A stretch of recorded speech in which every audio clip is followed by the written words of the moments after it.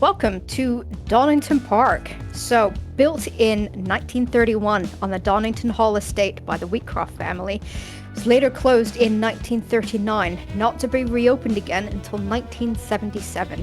The track is currently owned by Motorsport Vision, and its current layout consists of 2.5 miles or 4 kilometers of 12 turns. Now, GT4 rarely competes here, so it's been very difficult to find an official lap record, but the unofficial GT4 lap record for around here currently stands at a 1 minute 37.3. So welcome to SSRI GT4 finale. I am your host for this evening, Sam Pierce, and in the comms box with me is Patrick Prince, and we have Chris Hill on cameras taking care of all of the visuals for us. So before we get to the final round, let's see where we have been so far in this GT4 championship. So we had round 1 at Kyalami of a 30-minute sprint. We then moved over to the Nürburgring for round 2 and a 75-minute race. Then a short hop over to Misano for our first 30-minute double-header sprints. Then we went over to Zandvoort for another 60-minute race.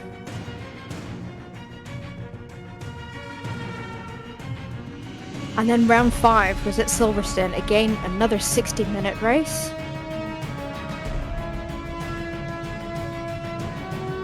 Then our last round out was round 6 at Imola. And this evening we are jumping back to the UK for our final round 7, Donington Park, which will consist of 2 30-minute races.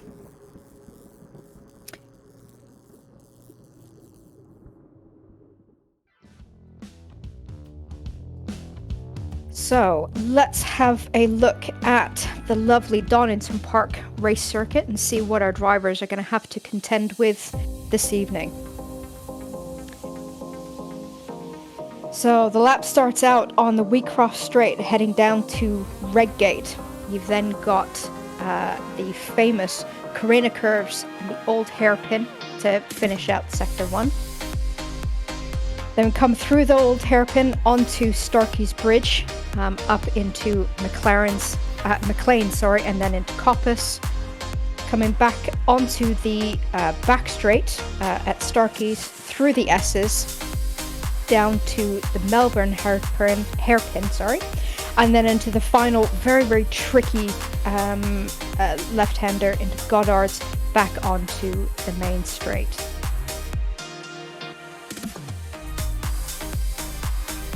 So with this being the final round, many of our drivers are going to be focused on those all-important standings. So let's take a look at how the standings are looking so far. So in the pro class, we've got Lewis Dykes sitting up on pole with a comfortable 50-point lead over Kieran Vidago with 300 points. Then 124 points back from him is Andrew Richardson. And then nipping at his heels in P4 is Matt Richards, who is only 20 points behind. So still quite a bit to play for in there. We swap over to our AM class. Bas van Millis, he has got this all sewn up. 139 points in the lead, followed by Nicholas Milot in P2, but only 4 points behind Nicholas. We currently have a tie for third between Mark Cooper and Evan Yetvis. And Thomas Van Schaik, not that far behind the current P3 sitters as well. So with this being a double header tonight, it means that there are 2 sets of points up for grabs. There is also a drop round. So this is going to make all of those final standings Very, very interesting. Going to be difficult for us in the comms box to keep on top of what's happening, but that drop round will be automatically calculated at the end of both races tonight. So, Patrick, Good what evening. are you looking forward to most with tonight's doubleheader? Well, I think just some great all-round racing. When it comes to the end of a season like this, when, as we've just seen, there's so much to play for, especially in the podium spots. I think for most, first and second in the pro class, it's going to be tight between those two, so that'll be a great battle to check. But then there's like 4 drivers possible in getting that third place spot in the pro class, and then moving on to the AMs as well, or the pro AMs, sorry. They've got all to play for second, third, and fourth downwards. So it's going to be hopefully some brilliant racing, and I'm looking very much forward to being able to provide it to you guys. Yeah, so, when with a lot of the drivers potentially thinking about points places, do you think that people are going to be taking a bit more risk tonight, maybe sending it a little bit more than they might have, throwing caution to the wind and seeing how it all plays out? 100%. I think on a track like Donington as well, where you've got to be so precise, I think people we're going to see a fair few incidents.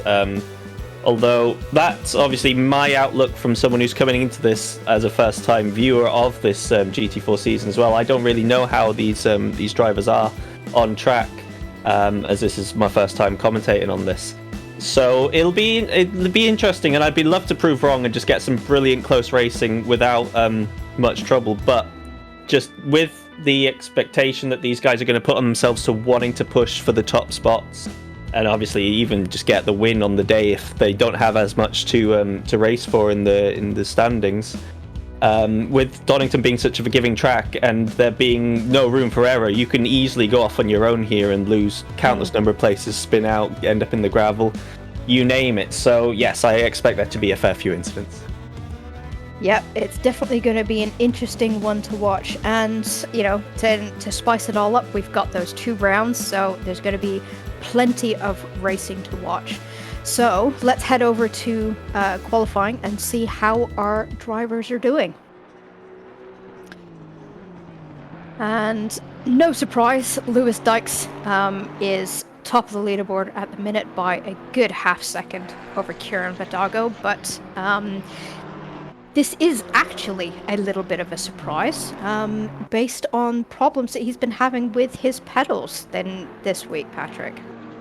Yeah, up until I jumped into the comms box prior to going live with you guys, I thought he wouldn't be racing, or if he was racing, he'd be using his shifter pedals to be doing his pedals, so to speak, because of having issues where allegedly his pedals had died on him yesterday. But it seems that everything is status quo for him now, and he is at the top of the timesheets with just under 7 minutes to go. Looking comfortable, almost over half a second ahead of Mike Richards and Kieran Vindigo. Yeah. So fingers crossed for him. He gets through then this race. There's nothing worse than having technical problems completely and totally beyond your control. It's absolutely gutting. You put loads of practice in. Getting yourself ready for a championship fight like this, and to have technical gremlins is definitely not what you want to have happen on a final round.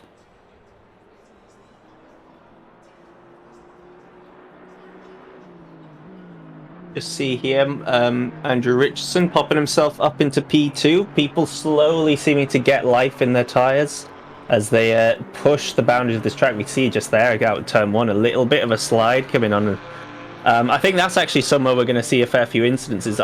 I personally, in a GT3 car, if you push it on that first corner just a little bit too much and you end up putting a tyre on the dirt on the outside, it's so easy to loop it. Mm-hmm.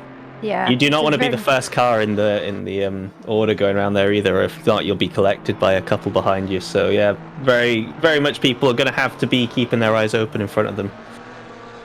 Yep. Then definitely. It's one of those awkward, first corners. Especially lap one, everyone's all bunched together, trying to keep your distances. Finding a breaking point on that corner is awkward at the best of times. So yeah, definitely going to be interesting one to watch in those first couple of laps.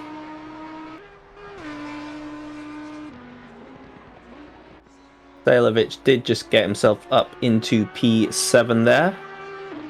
Still behind, over a second down on Lewis Dykes up in P1, and Van Mellis seemingly stuck in the wrong class. I think, to be honest, the standings could tell you that, but if you just look here in the qualifying, he's a lone AM driver stuck in the middle of the pros.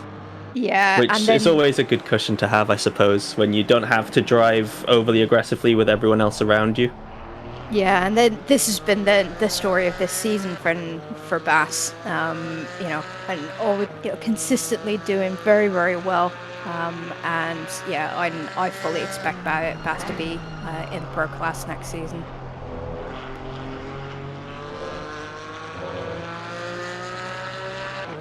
And when we're just being told the lovely little shot of the branding on the back bumper of this car is actually his wife's dealership. So lovely little shout out to her and Van Newkirk car dealers. So a bit of a shout out to them. The way of giving back to the wife, isn't it? When she lets you drive for a few hours every night. Yeah, yeah. I mean, then Nathan keeps asking me whether I want to put my company branding on any of the RZR cars, and then I don't know. Then I don't really. I've not really been up for it. It's different with a car dealership. It's to do with cars and motor racing. I don't really think anyone cares about books, so not really. Amazon care about books, but yeah, that's about it. Oh, and I've just spotted Sander Vale down in 11th. Was 0.6 up on his time. He's dropped in a little bit of time in at the minute. I believe he's just invalidated actually going through the chicane, unfortunately for him, and there goes all the time as well. So Yeah. he'll be looking to set himself up for next. But there's a close gaggle from 7th to 12th, about 2 to 3 tenths between them, even down to Frank Hopp in 14th. Not much to split that midfield pack, so there could be some great battles going on there in the race. Then there could, and then there's always been some really good, clean fighting mid pack throughout this championship. But when with 2 minutes left in qualifying, quite a number of those drivers in the mid pack out on track at the minute. Just improving by 1 or 2 tenths is going to mean positions on the grid. So definitely worth laying it all on the line, seeing what you come up with, and bringing your starting position up as much as you can. Going back to Sander Vale here, he is now 0.7 up. Question is, this is the point he invalidated last time, and with only 1:24 remaining, he's cutting it fine if he does want to jump to the front of this middle pack. Currently, with this time improvement, he will easily get himself into 7th. Yeah. Loses a little bit through there. I think he took it just a little bit too safe, down to 0.4 now. Yeah, but that's still a good gap. It's just this is a bit as well. Importantly, it's valid. Importantly, it's valid. That's then the main thing. Still dropping. 0.3 now. Can he keep it through this final hairpin turn? It's horrible getting these corners right. It's so easy to get wrong and just move too wide. But it looks like he has kept the 0.4. Does move himself up to 7th. A nice time there. Still somehow a second off the lead, but I'd be pleased with that time personally.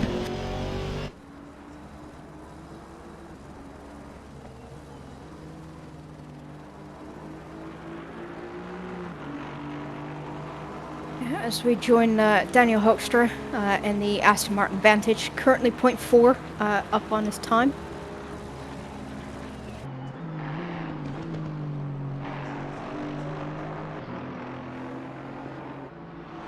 Oh, it was we just see someone cutting the chicane in the background there,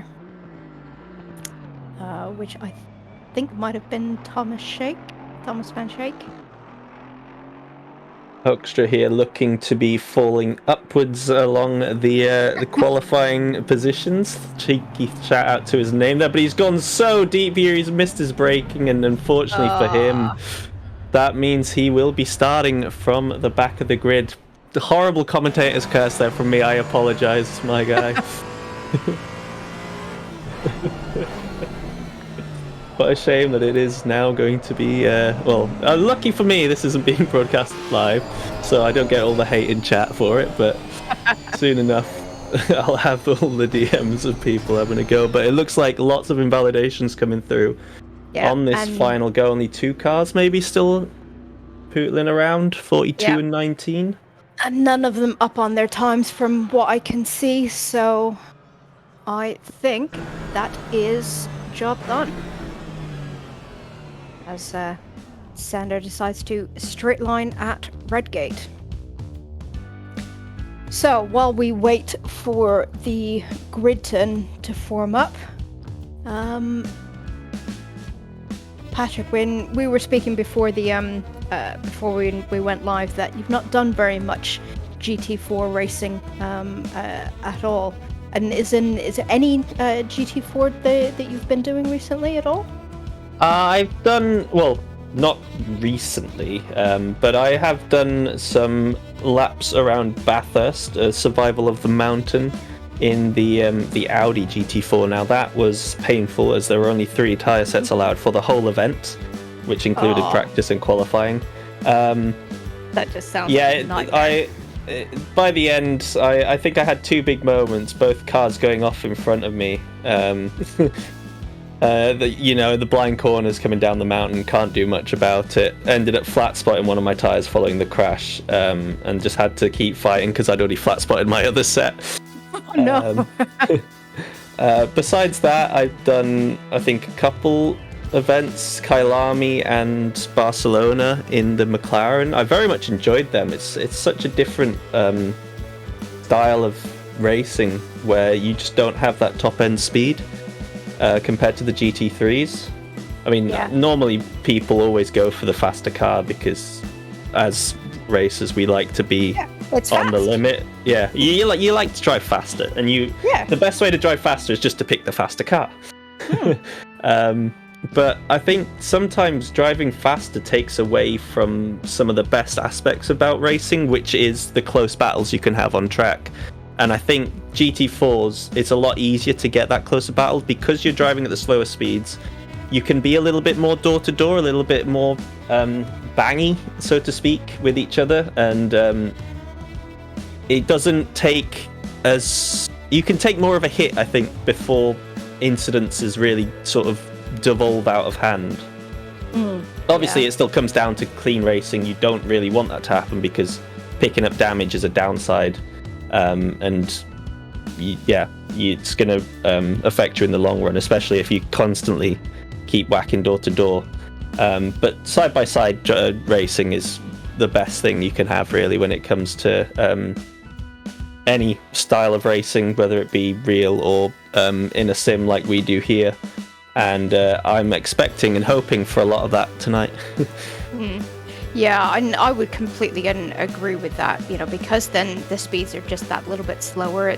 It gives you a bit more time to be able to react and plan your moves a little bit, more. I mean, we're talking about, split second decision times, but that split second can, make the difference between, an incident and an amazing overtake. And having that little extra breathing room because the speeds are a little bit slower, it definitely does bring out the more close racing, as we've seen throughout this championship, where we've had some amazing battles going on throughout the pack, not just up at the sharp end. So hoping very much that we're going to see more of that tonight. Yeah, well, I expect Kieran to be on from the start. He needs to make a couple of places to get on the back of Lewis Dykes, as he qualified down in P4, and it's already a tough sort of hill to climb for him, as he's 50 points behind. Really needs to take a win, and somehow Lewis not to actually score any points. So he's got a really tough uphill climb on him going on there. And if we just go to that close battle for second and third downwards in the AM class, Nicholas, well, obviously Bas van Melis is flying high, he's way ahead of everyone, but Nicholas has at least a car between him and Mark Cooper, so that is definitely a battle we will have to be keeping an eye on at race start here. Yeah. And Werkman, who's 20 points behind, I wouldn't say he's out of it either. He's just another couple cars down too, so lots to play for in that AM battle. Yeah, and with the battle between Nicholas Malott and Mark Cooper, yes, there is a car in between them. However, that is a pro car that's in between them of Frank Hobbs. So in terms of championship, they are right behind in each other, line to stern. So yeah, definitely going to be interesting to watch how that AM class fight does develop.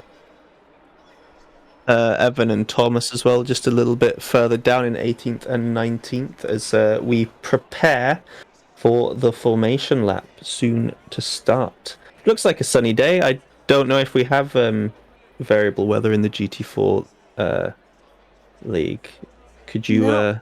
Well, with this race only being 30 minutes, when we've got mostly sunny with a little bit of cloud for the entire race, track being optimum.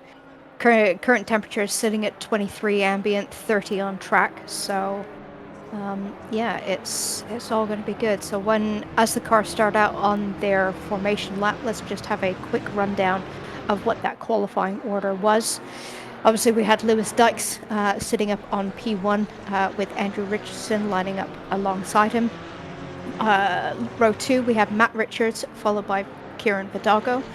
Then Bas van Melis with Dave Hedges lining up alongside him. In P7, we had Sander Vale with Richard Pixley lining up alongside. P9, Damien de Keyser, followed by Adam Asalovic. Then we had Danny de Swart in the only Camaro out on track tonight, with Patrick Tractor lining up alongside him. Then Nicholas Malott and Frank Hopp. Mark Cooper in P15 with Tim Nybor lining up alongside him. Dennis Verkman and Evan Njetvis. Then Thomas van Schaik, Arjen Lormes, Jean-Paul Ekelenboom, where always been struggling with his name throughout the season, and then on the final row, Dennis Verhoeven with Daniel Hoekstra coming in P23 with that invalidation on the final lap. Who for you do you feel is the most out of position on this grid? Who's the one that's going to be looking to possibly leap the most places? We already mentioned Kieran being a couple places out, but the other two drivers who do separate him and Lewis are fast. They are up there in the standings, so yep. I wouldn't say that one's too much of a shock, really. Yeah, I mean, Sander Vale, when we've seen single lap pace from Sander being absolutely blistering.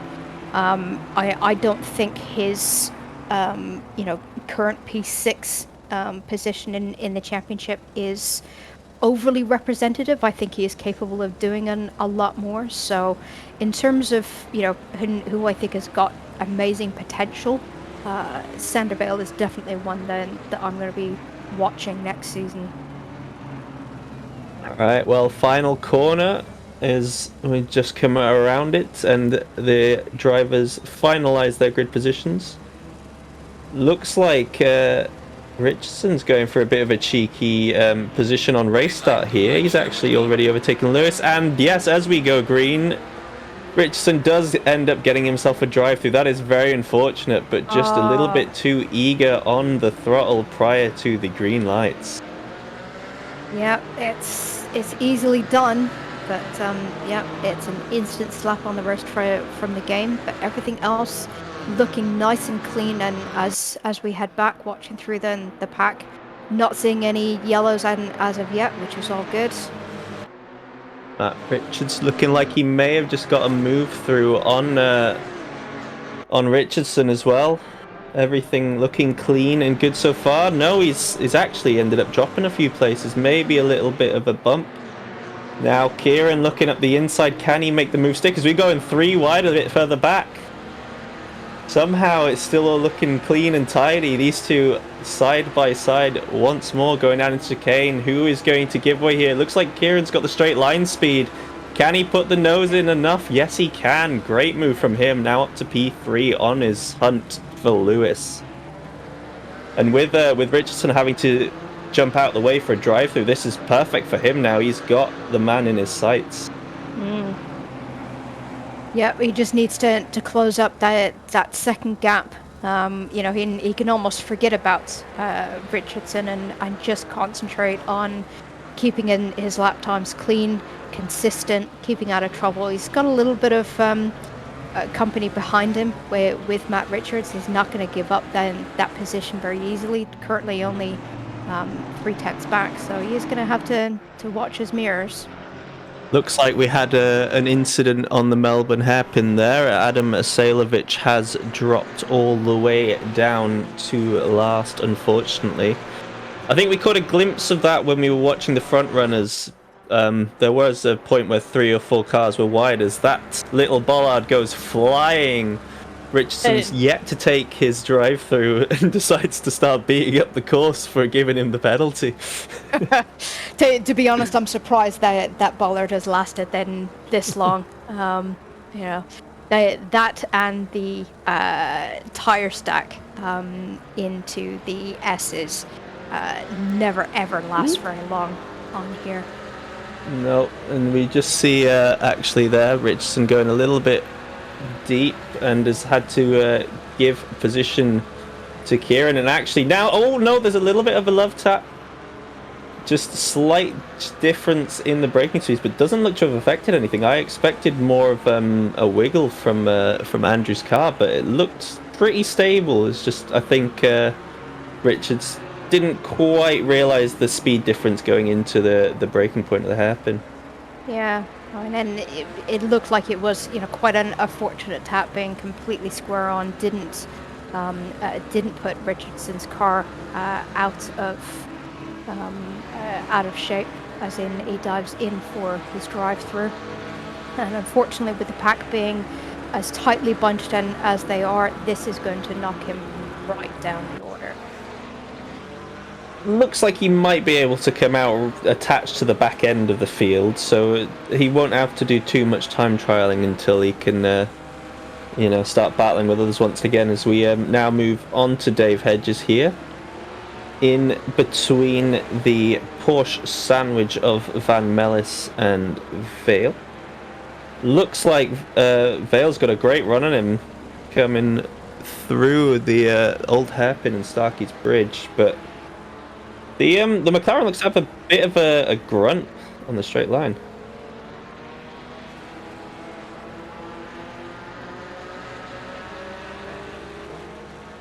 As we see now, replay coming up of the incident in that first lap. Oh, a little bit of moving under brakes. Someone's got a bit deep. It's loved. Oh, that's actually.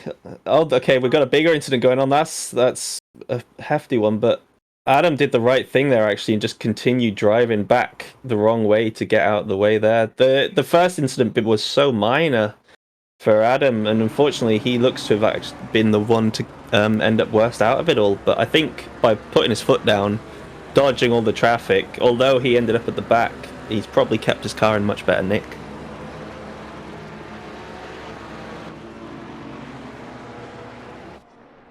Yeah, and then despite then the pit lane not being overly long here, Richardson is down in P23 with a good 3 seconds back from Hoekstra, so he's got a lot of work to do and not very much time to do. We've only got 24 minutes left in this first race. Just looking at our race leaders here, Lewis Dykes has already got quite a comfortable lead of over 2 seconds on Kieran Vidago. Matt Richards not too far off the back of Kieran, still keeping it just within a second, but it seems like their pace is fairly stable between those two at least. But Dave Hedges here looks to have he's got his hands full right now, as he's got this Porsche all up in his rearview mirrors.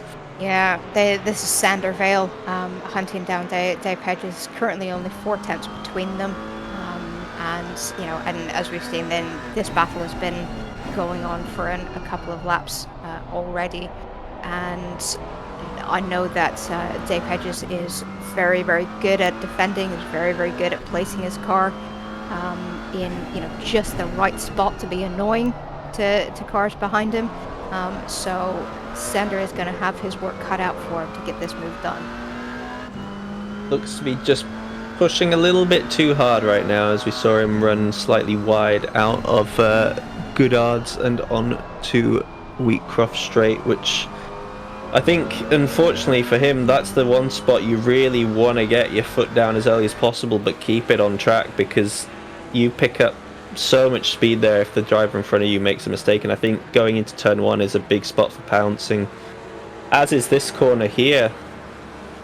That Van Mellis up in front. The gap suddenly looks to have switched the other way now, and we've got Hedges now on the attack, defending a lap before, attacking the next lap. This is getting quite spicy here. Yeah, so this is Hedges pulling up onto the back of Vas Van Mellis, our leading AM car, and Dave and Bass. They've had a couple of good battles throughout this season, but yeah, this is now very quickly turning into a 3-horse race for P4.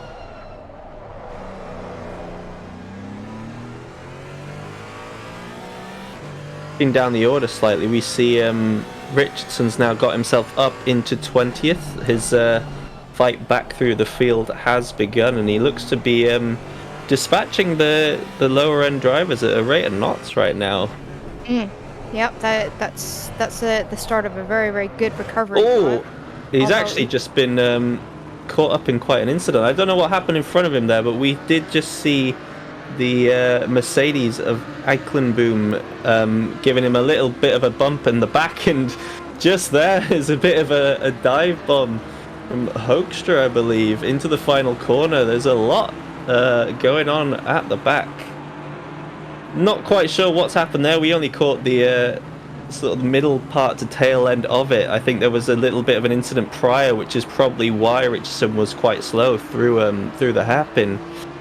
But that would be that could be an interesting one to have a replay of and just see exactly what occurred. As Verhoeven, I think, was the unlucky driver in the end of that, who ended up being put down to the back. And just as I mentioned, Neibauer being in last place, he's just jumped 5 cars and now is in 19th. So there's a lot going on here. Yeah, I mean, with Richardson being so far out of position with that drive through. It does certainly spice things up when you've got a fast driver like Richardson being out of position back in the backpack with slower drivers. It then becomes that question of how patient is he going to be with making those moves, trying to recover up from in his drive through the starting mistake that caused the drive through. And also when with the slower drivers, it's fairly easy to assume that they're not going to be quite as accustomed to having really fast drivers around them. So,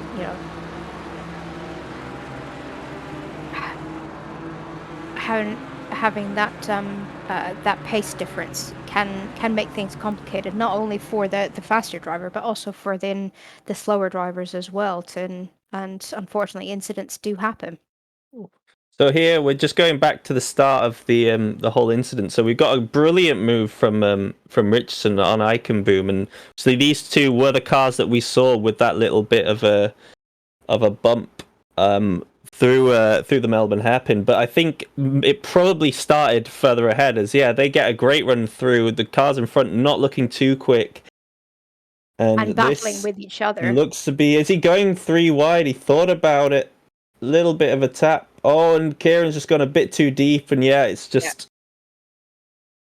bit of a traffic jam at the end of it. And unfortunately, the Audi comes out the worst of the lot there. I think, if anything, that's maybe just a little bit of over eagerness to catch, overtake as many people as he can in the shortest amount of time possible. Yeah, and it's definitely a concern with the shorter races. Drivers are fully aware that there's only 18 and a half minutes left, not as long to try and get moves done. So when something does happen and you find yourself out of position, they are potentially less patient than they normally would be to try and make those places up, because it's limited time and a short race. Yeah, and while all that's gone on, we've actually missed a few overtakes at the front of the grid. Matt Richards has got himself up into P2 ahead of Kieran, and I'm not quite sure what lap that happened on, but he's keeping about half a second, 6/10. As well, we also missed, as you can see, Dave Hedges here now ahead of Bas van Mellis. So some good moves happening up the field for the front runners, but right up the top there, Lewis Dykes keeping the gap consistently around 2.3, 2.4 seconds. Looks to just be a holding station and driving to the pace of his opponents currently. Yeah, and that's something that we've seen Lewis do, in all season. In then the 6 rounds that we've had, 7 rounds that we've had so far, he has won 6 of them. And for very good reason, that he's able to get out in front, control the pace, and just manage the race and not really have to worry. So as we go and see the overtake from Dave Hedges on Bass. Oh, that's a squeeze. Oh, and a bit of a bonk as well. I think. Yeah. No, that's fair. It's tough racing and it's rough racing. Bass really gave the squeeze there to Dave, but Dave was having none of it. Put his car through, rightly so. He had track position, and I think the bump's inevitable. But it's half. What's the saying? 50 of one, half a dozen of the other. I can't remember it exactly, but it's one of them. Yeah, a little bit of a push to pass, but and I do agree. But Bass did give him a little bit of a squeeze, bit of a late defend. But the main thing is both cars still pointing in the same direction, and Dave now looking to try and close that gap to Kieran, although quite a big ask at currently 4.5 seconds. It doesn't actually seem to have been able to get away from Bass here, as he's now looking like he might need to be defending a little bit, and all the while this happens, Vale's been catching right up, and now this is suddenly once again a 3-way battle between these 3. They've been at it for the first 15 minutes, and it looks like at current rate it doesn't matter who's in front, because they're all going to be battling with each other and sticking with each other, as they seem to have the exact same pace. Yeah, it's absolutely great to see. Cars of such similar pace, similar skill level, fighting it out. It's really amazing to see Bass in there as well as an AM driver, holding his own against some very, very experienced pro drivers. So yeah, I think Bass is definitely going to be up in the pro class next season. Yeah, no matter of a doubt, he's up there with the best of them. It looks like he might have a good line here, but didn't quite take all the track. And then we've got Sander Vale. Just, I don't know if he wants to make a move right now. He might just want to watch from the back here, stay as close as possible to pick up any scraps. But as soon as he starts battling with Bass, that just gives Dave the chance to run away with it. So you gotta be careful when he makes his move, but with only 14 minutes to go, you don't want to leave it too long and get too comfortable, because you suddenly realise before you know it, the race is over, and that's him stuck in sixth. Yeah, and that's definitely one of the challenges of these. Oh, here we go, actually. Oh, he's, yep, caught just a little bit too much of that first curb, and now it's going to be down to the last breakers. Did Sander just deliberately brake early to not make the move? Okay, so thank you, Chris. He's just let me know that these two are actually teammates. So for some reason, even though they're in different classes, Sanders decided not to make the move on him there. Yeah, there's nothing worse than taking out your teammate, whether you're in the same class or not. You know, you just don't want to do that. So, you know, full respect to them. But it does really look like Bass is holding him up right now. I've got to say, Dave's suddenly got almost a second gap in front, and Sanders right on the back of him still. I think they probably should have switched positions if they weren't going to fight each other. That might have been a slight miscommunication, especially when Bass up here, he's got a good 10 seconds to the next AM car, and Sanders battling for class position. Personally, you know, I would have gone the other way. If I was in Sanders' shoes, I would have said, hey, I'm coming through here. You can't stop me. But clearly, I'm just not well informed in the situation between these two. And I'm sure that they've got a great relationship with each other. So it would have been done in a friendly manner. Possibly on comms, possibly not. Who knows? Has just had an incident there. I think that's car 86 jumping back into the pit. Dennis Verhoeven's now left as well, so I'm not quite sure how that happened, whether he lost it on his own or not. That looked to be through the old hairpin, so unfortunate end for the race there for Dennis. Yeah, just looking at the standings of where Sander Vale and Dave Hedges are, they are currently sitting in 5th and 6th with only 1 point between them. So, you know, if Bass and Sander were or are on comms with each other, they may not have been fully aware of that positioning. You know, sitting in the back seat here in the comms box, it's easy enough for us to say, yep, it would have been, you know, in the championship's best interest to let Sander go and hunt down Dave Hedges to try and get that P5 in the championship. But you know, it's the reason why we're up in the comms box and not behind the wheels. Yeah, and seeing it now a lap later, I can fully understand Sander's reasoning. As actually, we're just going to go back to... Oh, we'll split multi-screen, actually. Get a little battle for 14th going on, as well as the battle for 4th. But yeah, but a lap later now, it's quite clear why Sander did that. Bass has now got the speed. It might have just had a little wobbly moment, but they've suddenly right on the back of David Hedges again, and almost actually quite literally into the back of him around around the Melbourne hairpin there, getting very, very close. But yeah, Sander just looks happy to be third best in this battle at the moment, just taking his time, letting the two ahead battlers. He does actually go a little bit deep as well. Oh, we've got a car running deep down the bottom there. It's a bit of a wobbly moment. Battle for 14th now, I think, dropping a little bit off, as I'm not quite sure who that was. Also, Andrew Richardson's now caught up to the back of these guys. So where is he right now? He's AP6. So he's up against Frank Hopp here, and it was the battle with Patrick Tractor and Frank Hopp that I think Frank Hopp just went a little bit too deep, has dropped off, and yeah, now it's got Andrew Richardson all over his rear end, which is not really the thing you want as soon as you rejoin, to have a faster driver suddenly all up on your rear. Oh, and he's gone deep again as Frank.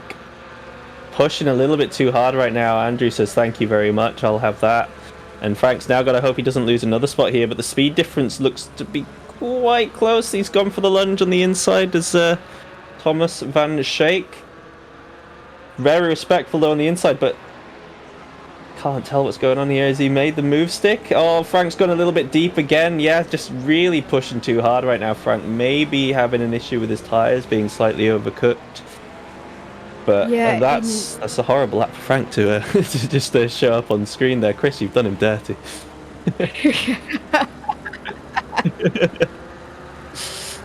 Chris apologises, by the way, for everyone watching. Yeah, and it could be that he's suffering from pressure loss, and is something that I've struggled with whenever I raced around Donington. With some of these curbs, you try to be a little bit too greedy, especially coming into the S's. It's so easy to get a slow puncture, and you know, just something that you don't recover from, and just have to manage. It makes it very, very difficult to fight and defend later on. Right now, we've got Andrew Richardson just continuing to fight his way back through the field. A good display so far, from dead last all the way up to 15th. Now right on the back of my fellow namesake Patrick Tractor, who looks to have had a pretty uneventful races. Oh, hold on a second. Matt Richards just got himself a drive-through from P2. That is a bit of a shock, from looking so comfortable as... A little bit of a disconnect moment, I think, there for Richardson. His car slightly took off, but yeah, Matt Richards has just thrown away a great position here by pushing a little bit too hard through the chicane, I imagine. Yeah, so that's a shame. I can only assume that is 4 track limits, and he's in straight away to serve that. You know, he might end up a little bit better off than Richardson did with his drive-through, with the pack being slightly more spread out, but this is still not good to receive, and he's not going to have very much time to fight that back. Only 7 minutes 20 left. Neubauer also popping up with a yellow flag, caught on the chicane too. I think he may have started moving yet, hard to tell. If not, he's in a world of pain, because he's now dead last, and the leaders are slowly approaching us. We actually have another yellow flag on the main straight. Car, what's that, 298? 299 Van Schaik. He's now RTG'd. As well as Neubauer now does finally get himself jumping into the pits as well. So I'm not quite sure how one ends up crashing on a straight, but I say that like Spa isn't a thing and Monza isn't a thing. Let's face it, we've all been there, we've all done it. So here's the moment with Matt Richards. At least looks to have just cut it a little bit too much on the right hand side there, and that's where he picked up his drive through. So easy to do. So easy to do. Just getting a little bit greedy on that chicane, and you know, the game is always watching. It's not like they're relying on human stewards. But and yeah, that's actually this battle that we've had on for over half the race now of Dave Hedges, Bas van Mellis and Sander Vale is now the battle for the third step on the podium. And we saw a little bit of a moment there from Dave Hedges out the final corner. Looked to get a little bit sideways, but unfortunately for Bas, he couldn't capitalise on it, because I think he had to jump out the way. There's another yellow flag off in the background, 570. Looked to have gone way too deep. Frank Hopp once again. I don't think we need to look at that one anymore. The man's had a tough enough time as it is on stream. The one lap we've seen him. yeah, So, but Bass is just constantly keeping up then the pressure on Dave Hedges, but Dave, cool-headed driver, has not really cracked under the pressure. So I think this is going to go down to the wire as we jump on board to see what happened with Tim Neubauer. And Oh, actually, so yes, looks like he overcooked it, but we did hear prior to the race start that he may have forgotten to have charged his Oculus Quest 2.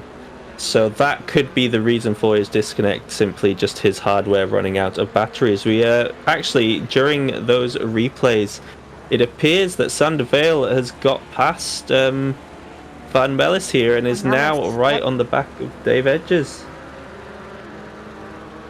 Looks to have just been biding his time, keeping his tyres nice and warm and not pushing them too much, because he is right on his tail here through lap 1, and I'd say that he's going to get it done. He's going to get the move done this lap, Sam. I'm putting my name on that. It's going to happen. Yeah. All right, you got to put your money where your mouth is. So Yeah. he's got 4 minutes to make it happen, and It's happening now. He's got the run. He does. Unless Dave goes on the defensive, he's got to try around the outside, maybe looking for the switchback, but then that does make it the outside on the next corner. No, the McLaren's got quite a bit of straight line grunt. Looks like as soon as you break out that slipstream, the push doesn't quite have the legs that it's needed. No, well, I mean, when we know that the GT3 Porsche can struggle a little bit with straight line speed, and I wouldn't be too surprised if there's the same thing on the GT4s.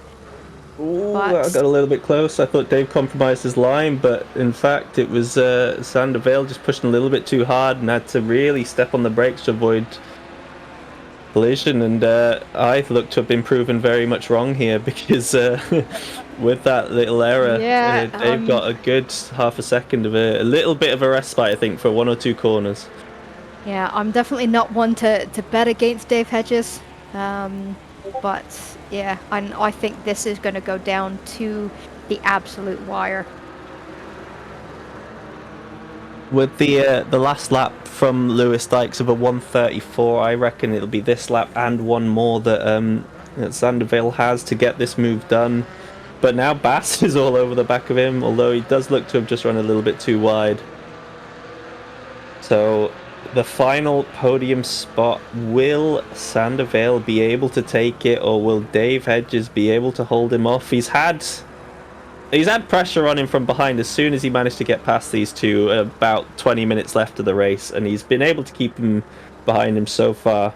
Only 2 minutes left now for him to do that. I think, actually looking at it, I know what I said last lap, but he does seem to just have the wits about him now, and I'm sure as soon as I say this, commentator's curse is going to come through. Oh, look at that. It's even giving him a little love tap. I can't. I need to stop speaking.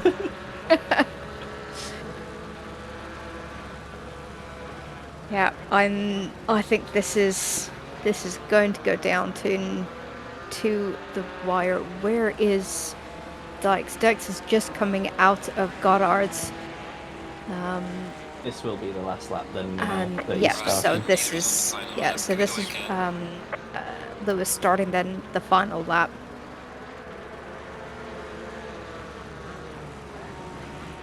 So as we see then the leader Lewis all on his lonesome, just driving his own race, having a bit of a Sunday stroll, not really had too much to worry about after, sort of lap 3, 4. He's just been sort of on his own, controlling the pace, while all chaos has been going on behind him.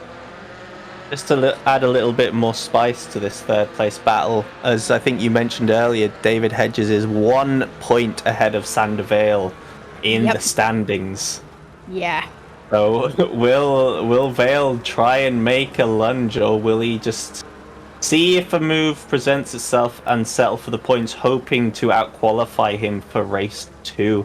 Because it does seem like those two Porsches have been stuck behind David Hedges this whole time. As he's actually gone a little bit wide, he's run off into the grass. No! Can Sanderfield get his nose up the inside? No, he doesn't try and make the lunge, hoping just to get a better run out here, going onto the straight, but that, I think, was his chance.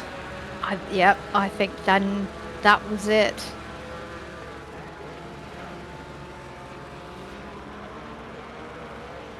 Alright, as Lewis just comes up to the final corner, coming out of Goddard's onto the Wheatcroft Straight to take a easy victory in race 1 tonight, and and instantly switches off and heads back into the pits. Kieran Verdago coming in P2, and we've got moves at the end here. Sander Vale just going a little bit too deep into the final corners, and I think Bass has got him. He's managed to get him on the line, half a tenth in it. Wow. Gets the move right at the end, just a little bit too deep from Sander Vale on the brakes, and Dave Edges is going to be loving that, as that's a little bit more of a gap now in the point standings going into this final race between those two. It is, because that's a 5-point difference, right? Is 5 points, yeah. Now, the only thing that, and everyone's got to bear in mind, and this is information that we don't have in the comms box yet, is what everyone's drop round is going to be.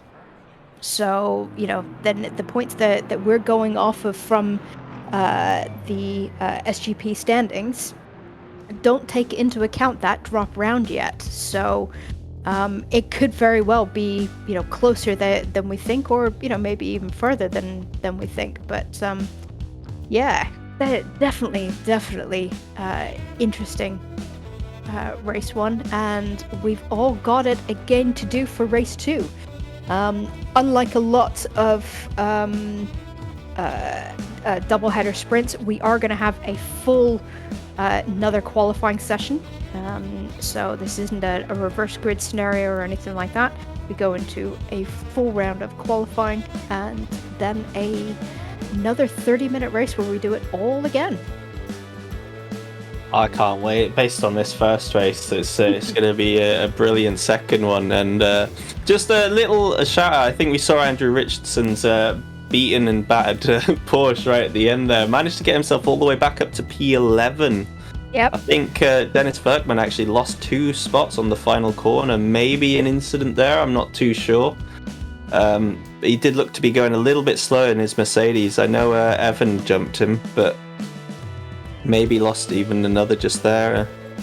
Overall, though, brilliant race 1, and I think that's just going to get us all even more excited for race 2, especially if we can get another Hedges, Van Mellis, and Vale battle on this race 2 here. Yeah, so within Andrew Richardson finishing out of the top 10, that might put him out of contention for that P3 spot in the pro standings, especially with Matt Richards. Where did Richards himself? No, Richards finished 6th with the drive-through. If he hadn't picked up that drive-through and just kept himself comfortably in second, he had a couple seconds gap on Kieran as well. So I think Matt, by just slightly overdoing it and pushing too hard, I think has left Andrew with a chance, especially with the drop rounds, depending how they go. I think we could see them being a little bit closer to each other than they are right now. So it was 20 points prior to this race 1. I think following this race, it might now be about 50, but I don't really know how the drop rounds will affect this, because if one of them's missed a race, and one of them's actually completed a race and picked up, say, 10 points, then, the guy who's missed a race, that just gets wiped off. Their points actually stay the same, but the guy who's done all the races and got 10, he loses 10 points, so technically he's going to be worse off than the other driver. So this is the kind of maths that we're dealing with here as commentators, and it will take a lot of effort for us to go back and look through everything, so we're going to just... we'll throw all the conspiracy theories and all the ideas out there, but we'll, at the end of the day, leave it to the people here in Simsport Racing International to finalize the results once the race is complete. Yep, so hopefully, those should be finalized fairly quickly after the race actually finishes, barring any penalties from post race stewarding. But yeah, just looking down through the order as to how many races people have completed. It looks like everyone in sort of the top 10 positions and of both classes have all 7 rounds available to them. So it's down to whatever the lowest point score is that will be dropped heading into or will be taking into account as their drop round. And should all be, fingers crossed, all should be done automatically by the wizards at Sim Racing GP. And SSRI, of course. Not to mention. So, while we are waiting for our round 2 qualifying, let's take a look at our next series that's coming up. So this is our summer challenge, and I'm quite looking forward to this. Unfortunately, I don't think I'm going to be able to participate in too many of the rounds, but this looks to be a lot of fun. So each round is going to be dedicated not only to a different track, but also a different car. So each round is going to be single mark. It's all down to the driver. Everybody's in the exact same machinery. So this really is driver against driver, skill versus skill. So round 1 coming up in just a couple of week and a half. May 31st, right, round 1's going to be at Zolder, and that's going to be in the BMW M2, so the new challenge car that was introduced in the update last month. Round 2 is going to be June 7th at Monza in the Ferrari challenge car. Then Nürburgring, one of my favorite tracks in the game. Round 3 will be June 28th in the Porsche Cup 992. I really, really love the Nürburgring. However, I absolutely hate the Porsche. So on the fence as to whether I'm going to do that one. Imola for round 4 on July 5th in the Lamborghini ST Evo 2. Then July 12th, we head over to Spa in the BMW M4. That one, if I am not moving and my rig is still in one piece or has been put back together, I am definitely up for that one. Then we've got Suzuka, July 19th in the Lexus. July 26th, we head over to Silverstone in the McLaren 720S. And then the final round will be Alton Park, August 2nd in the Aston Martin AMR V8 Vantage. Now, you can sign up for any of these events. It's not a case of you sign up and you do the whole challenge. Obviously, the more races you do, the better. But it is come to whatever races you want. So, Patrick, any of those races appealing to you? I'm yet to try out the BMW M2s, but from what I've heard about them, and just Zolder being I personally really like Zolder, but GT3s is tough enough to overtake. Having those little cars to battle around there is going to be brilliant. So I definitely, if I can, will get myself to that one. Lambo's my car. Yet to drive any of the ST ones, so Imola, I think I'll have to get myself to that one as well. I'm not around, unfortunately, for Nürburgring with the Porsche Cup, but that would have been a load of fun.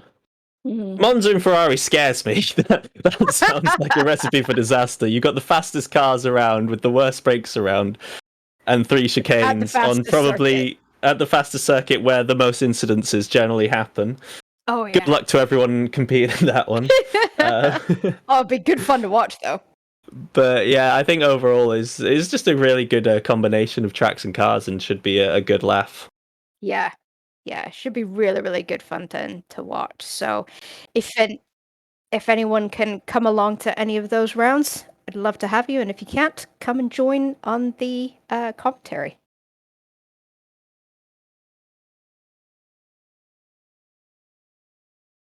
So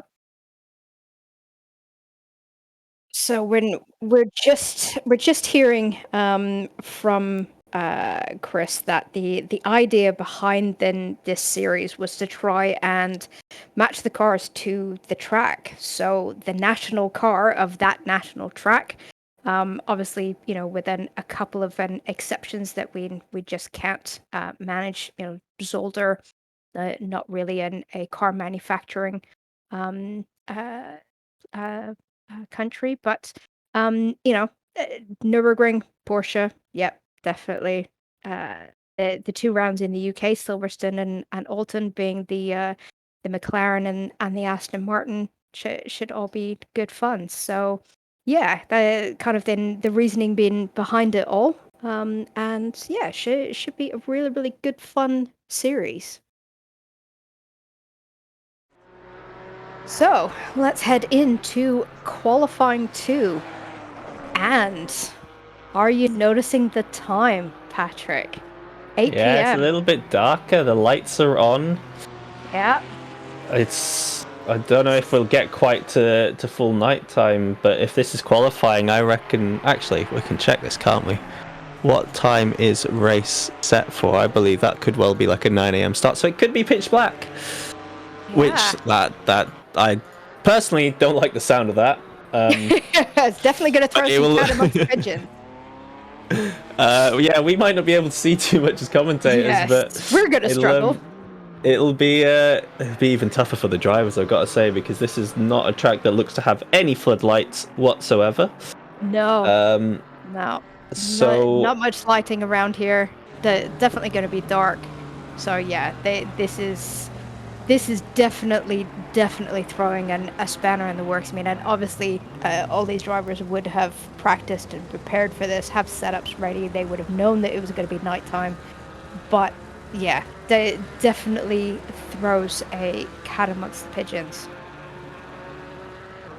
yeah, and with that later time comes cooler temperatures. I'm surprised it's still 18 degrees right now. I presume that's matching current British weather. We're in a little bit of a heat wave right now. It's actually 25 past 8 at the minute, and I'm in shorts and a t-shirt. So yeah, I presume we've got the temperatures perfect to match current weather. Yeah. But yeah, as the race would go on, even though it's only a 30-minute sprint, I reckon those temperatures will drop by a degree or two, which means you might want to actually have those tires slightly under pressure. Could you actually remind me, Sam, what is the optimal pressure for GT4? I can't quite remember this because it's been a while since I did hop into one myself. I think it's intended to be a couple of psi higher than GT3s. I think it's meant to be around 30, if I remember correctly. I may be completely and utterly wrong, but I seem to remember it being something in and around that range. But personally, I would be very, very hesitant to overpressure tires around Donington, simply because of how much of a risk slow punctures and pressure loss is around here. I'm just being told by Chris that it's completely and utterly in the wrong direction that I was thinking. It is actually lower than GT3s, hence why I'm not driving. I think you were talking about wet tyres there. That 30 is what you want to aim for with the wet. I know I had it in my brain for something or other, but obviously brain making the absolute wrong connection. So for anyone who doesn't know, it's 26.5 to about 27 or so is optimal for GT4s. Thank you, Chris. Thank you very much. But yeah, I would be hesitant to do overpressure around this track, simply because of how bad it is for pressure loss, especially around the S's. Those curves are not very forgiving. See, I'm the opposite. I think I'd up the pressure more because then you have that degree of freedom to lose pressure on the curbs and still be able to drive. But then, like you say, the more pressure you got on the tires means the more you're going to lose for every hit and contact with the curb. So I think it's a lose-lose, to be honest, isn't it? Yeah, it's like and also you can race it with more variation in your tire pressures, or you can race it with just under pressured tire pressures. Yeah, but also the higher your tire pressures are, I believe The more the likely more the best, yeah. susceptible you are to having that puncture to begin with. Yeah. So it swings and roundabouts, and you're going to be taking a risk either way. It's which risk are you more comfortable with? I imagine for a 30-minute race, it's probably not too bad, though. I think No. you'll likely be all right just trying to set them to optimum and go from there. But as we actually have a look at the times so far, Bass is about a second up on his current one. He's flirting with that second difference right now, going around the final corner here. Can he hold it? Looks like a 9/10 gain, puts him into P4. As looking at the leaders, actually, there's currently only a 10th between the top four. Currently led by Kieran.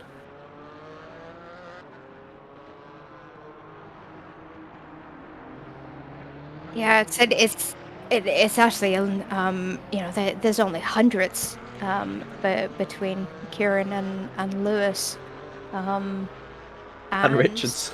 and Richards and Van Mellis. To be honest, it's less than a second, but less than a tenth, sorry, but between that top four.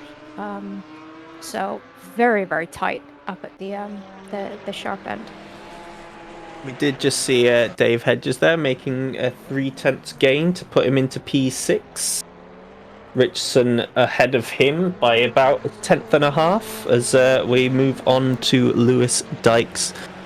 Currently invalidated on this lap attempt. I don't know if we just spotted it then going through the chicane. Yeah, he was 2 tenths up before he invalidated, which was the reason we jumped over to him. But looking at then the weaving that he's doing, he might still be trying to get some temperature into those tires. Yeah, try and aim for another hot lap here. There is obviously still over 9 minutes to go, which is, if you plan on being out there the whole time, I'd say about 6 laps, maybe 5 at a push kind of thing. But at the same time, tyres generally I don't think want to go for more than 3 push laps, because that's, unless you're just working on your consistency and building that up. After about 3 laps or so, that's where the tyre performance starts to gradually wear off. I don't know where I was going with that. I think you were looking at gradually and sliding. Or slightly, yeah. So just complete mess up of my words. But yeah, I believe Lewis got a time of a 34 dead in that first qualifying. So he's a little bit off the time he'd set previously, which is somewhat surprising for cooler temperatures. Normally, when the temperatures cool down, you get faster qualifying times, but that is up to a point because, as you mentioned with my botched English language, sliding is something that happens more often with cooler temperatures, and that might be what Lewis is coming foul to here, is once again I believe he may have just invalidated. He has as well, yeah.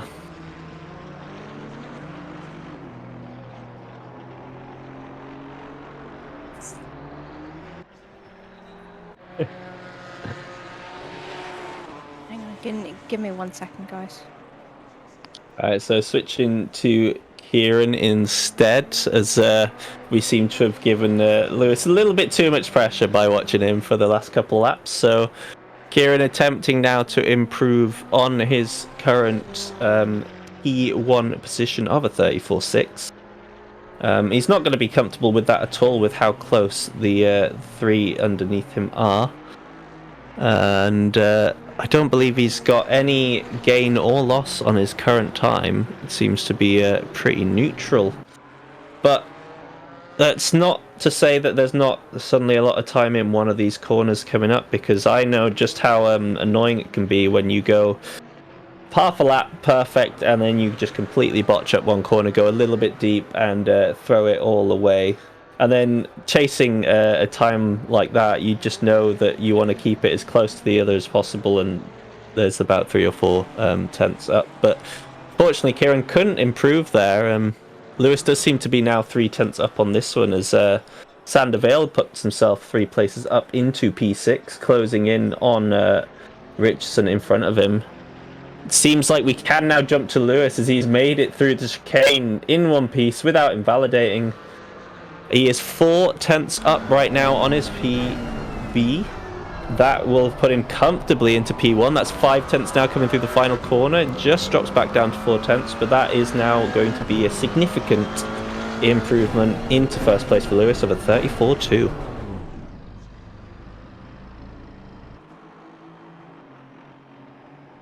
Appears to be a few other drivers improving here. Yeah, we've just jumped to Jean-Paul Eikelenblum. Apologies if I have butchered that name, but I believe based off Chris's response in my ears, I think I may have actually done pretty well there. However, he does seem to have just thrown all the time away that he's gained previously, but will still come across the line with about 2 tenths improvement. Unfortunately for him, though, does not move him up any positions. So Izailovic here now gets himself to 11th. Hopefully for him, we'll be avoiding some of the issues he had in race 1.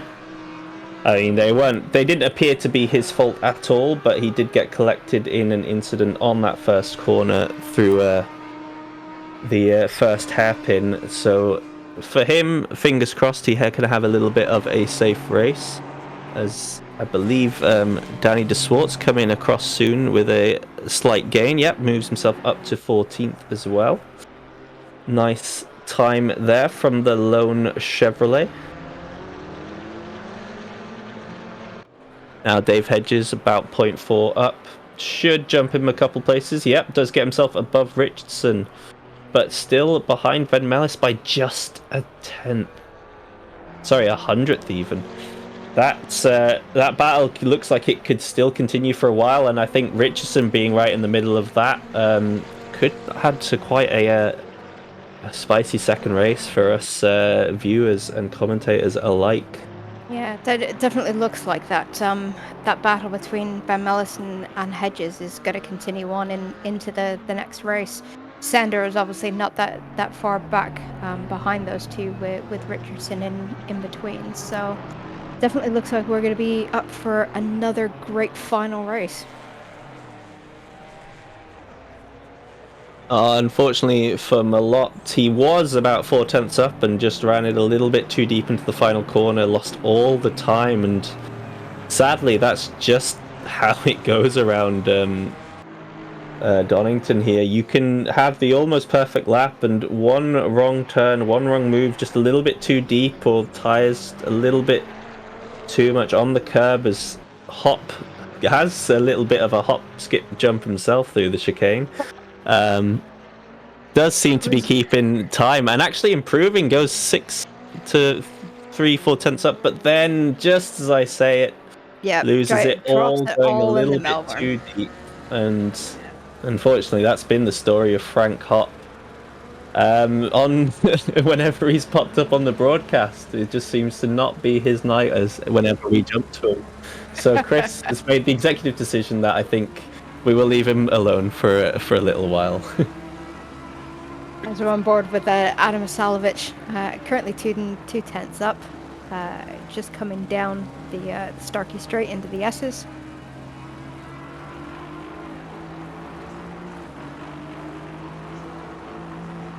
And so then this could give him a place, put him up into P10. So he gets a good run out of the Melbourne hairpin.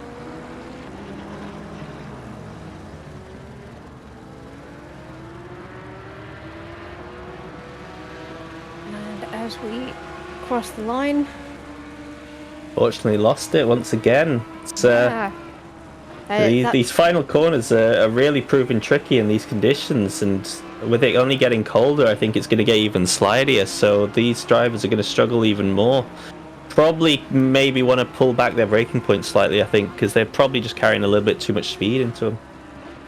Yeah, Goddard's is one of those weird corners. There's several different lines that you can take, and you know it's just so easy to to just get it millimeter wrong, and unfortunately, it has quite a knock-on effect down the Wheatcroft Straight.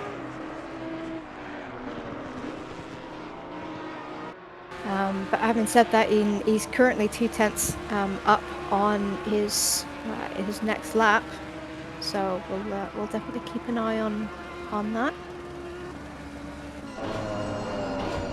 Is the big point. Will he keep this valid? Looks good from there. Does actually, and keeps it at 3/10. So this is the good for him so far. But here are the corners that you make or break all the time. Hugs the apex beautifully. Looks to have got the power on pretty well. Actually, not quite. Seems like all the time has just left him. Maybe he pulled out of that one, trying to go for a little bit more time. One final push. Yeah, he's elected to give up on that one. Yeah, so he's decided to take that slightly very wide run into Goddard's to try and give you as much straight line speed coming down the Wheatcroft Straight into Redgate. You've got to be careful doing that. It's very easy to invalidate going a little bit too wide into Goddard's to try and get that power down, but it can mean a couple of tenths to start off the lap. So if you know that the lap you're on is not going to do it, it's definitely worthwhile doing. I'm a little surprised because it looked like his line through Goddard, through Melbourne, sorry, was very good, but it just didn't seem to get the power on. I don't know if his traction was a little bit too high and just properly bogged him down. But it was quickly, it was very soon after that he decided to give up on that and go for one more push, but not quite got the time on him yet. He missed the apex going through McLean's, and that's such a vital corner because there's so easily 3 or 4 tenths there if you just happen to keep it in line. Speed's good though through the S's. He's got a 10th right now. Is that going to make any gains? He'll manage to get into P10 if he does happen to hold this. There's not really been any other improvements so far around the other drivers, so we've stuck with Adam throughout this one. He's now 2 tenths up. This could get him into 9th. He's just got to nail one final corner and hope he doesn't run too deep, but he pushed his braking point a little bit, but he still happened to get it. P9. Yep. Not quite the perfect final corner, but it looked like his previous time had a worse one, so he kept it all right in the end. Yeah, gets himself into P9, and with no other cars improving, that is your grid. Lewis once again leading the way, and Matt Richards up in P2 with Kieran in 3rd. Bass a great time once again up in 4th as well. Yeah, Bass managing to get ahead of Dave Hedges for that P4, P5. So yeah, I fully expect that battle to continue throughout the upcoming race. A little bit of a spice in the AM class as well, as Mark Cooper's managed to qualify ahead of Nicholas Malott, which there was a 4-point gap between 2nd and 3rd in the AM class standings prior to tonight's races. I can't remember exactly how those two finished in a race 1, but it'll be good for Mark Cooper to get a chance here to hopefully pull some points back on Nicholas if he manages to stay ahead of him throughout this race. Mm-hmm. So that is definitely a battle to watch out for. Yeah, definitely. So, final race of the GT4 season.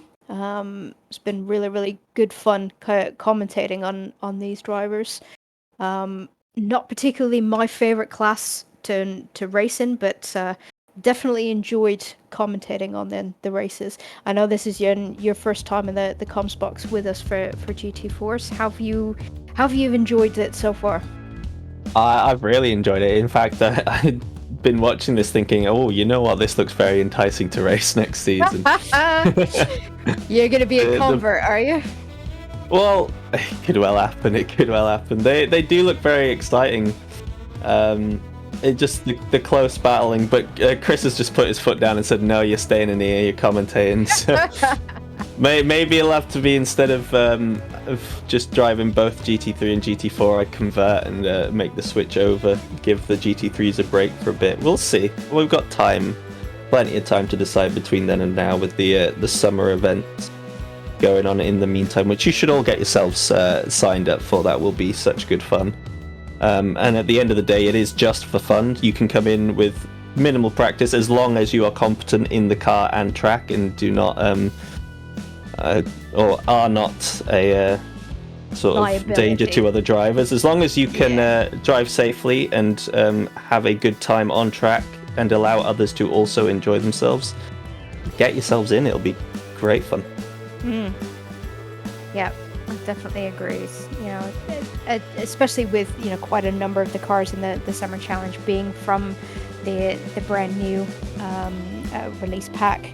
It gives you a bit of a chance to get used to them in a race environment and have a bit of fun at the same time. So, win-win-win. I also feel like when you have no expectations and you just race for the straight up enjoyment of it, you can fall back in love with racing if you're having issues or you're in a little bit of a burnout, a little bit of a lull because race results have not been what you've expected or what you wanted. It's these sort of just fun, enjoyable one-off things that really can pull you back in and get you back doing what you love, in such a short space of time. Yeah, I completely and 100% agree with that. Having burnt out a little bit doing GT3 and GT4 together at the start of this season, possibly bit off a little bit more than I could chew. And just taking a step back, just doing some fun races, and every now and then without the pressure, definitely given me my love of racing back and itching to get behind the wheel again. Here's a little sneak preview of it's proper the race. Dark. This is thankfully the drivers will have their lights on, or they'll actually be disqualified if they don't. So we should be able to see 50 meters in front of all the cars. Besides that, it's going to be a little bit difficult getting everyone to see anything that's happening. As we are in the black of night here at Donington as the lights come on. Welcome everyone. That's quite a sight, actually. Yeah. So I think we should have a blanket apology from the comms box up front. We will obviously commentate on the racing, but knowing exactly what car we're seeing at any one time might be a little bit challenging in some form or another, as somebody in the mid pack is having fun flashing their lights. Oh, you've got to do that prior to the start of the race. Just it's a little bit of fun. It gives the commentators something to point out as well. Yeah, I'm curious as to who it is. We've got no clue. No, we don't. I'm just trying to count cars back now. I've lost track. I don't even know. As we set out on the warm-up lap, track temperature has now dropped to 17 degrees. As you can see, visibility has dropped to dead of night. Clear skies, somewhat. It's hard to tell. It does say sunny with cloud, although that should be a moon, in fact, on the telemetry up there in the top right. So maybe something for ACC to work on. Just saying. Just saying. There is no sun. I can't see a sun. This is the driver icam of sorts. So this is the view the driver gets. It actually doesn't look too bad. You do have a somewhat decent line of visibility, but the corners can creep up on you because we're obviously seeing this at a formation lap speed.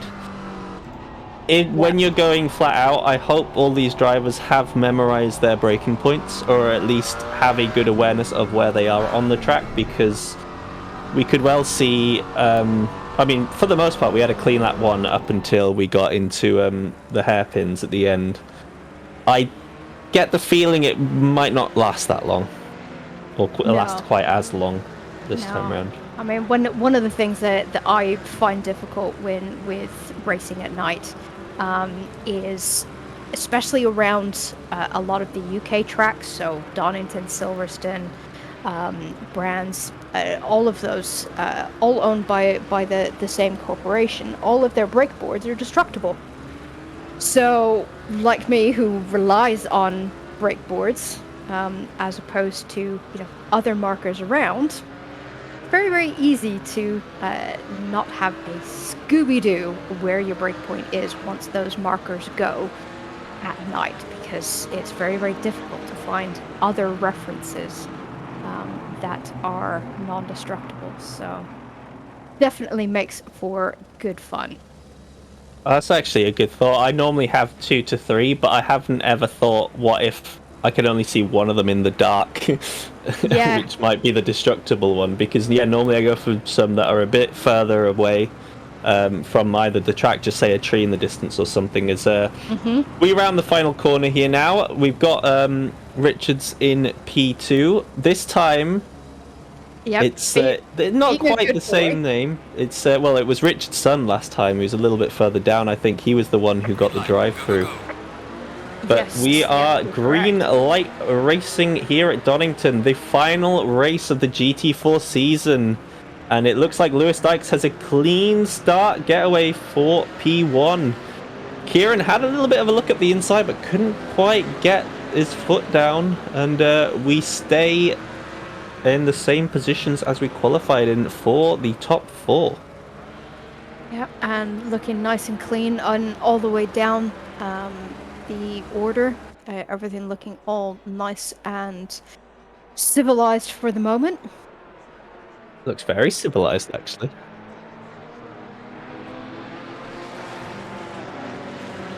Seems all the drivers decided to get into single file for the first part of this opening lap, as very, very clean driving so far. I don't want to curse this, but No. we're looking very No. good. And it does seem like Lewis is starting to just fly away with this one from the start. Gets a great chicane there, but Richards wasn't too far back. Now it's currently only 4 tenths and between them, so Harry's great speed through the hairpin there, got very, very close up. Keep an eye on the track map, because that is where the incident happened last time round. Looks like there could have been a slight one, as we see a little break in the train on the track map, but we've actually made it through, so the drivers have proved me wrong. Congratulations to them. We have made it through lap 1 cleanly.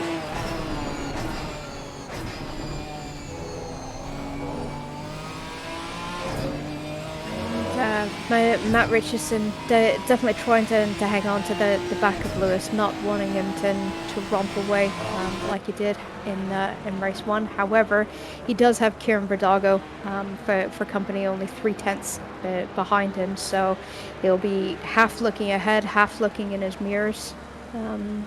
But then these three do seem to be pulling away, as there's currently a 1.3 gap back to P4 and Bas van Millis. Yeah, the speed difference from these three to the rest does seem to be quite apparent off the bat. But I'm a little bit surprised Lewis hasn't been able to pull away here. Maybe the setup not quite working for him in these cooler conditions. Matt Richards applying the pressure. He's only half a second down, but looking pretty good. As I think that may have been a cut from Kieran. He looked to have carried so much more speed through the chicane there, but hard to tell. But yeah, that's getting a little bit close. It looked like Matt wanted to give a little bit of look down the inside, and a little bit of a late defense from Lewis. They both managed to avoid any contact, but getting a bit dicey up here at the front. A little bit of a nudge as well. A little bit of a touch there. Both cars still going through, and yeah, we're also going to keep an eye on the battle for 4th place here, with Van Mellis on the right hand side of your screen, and that front 3 battle in the top left. There's a lot going on right now.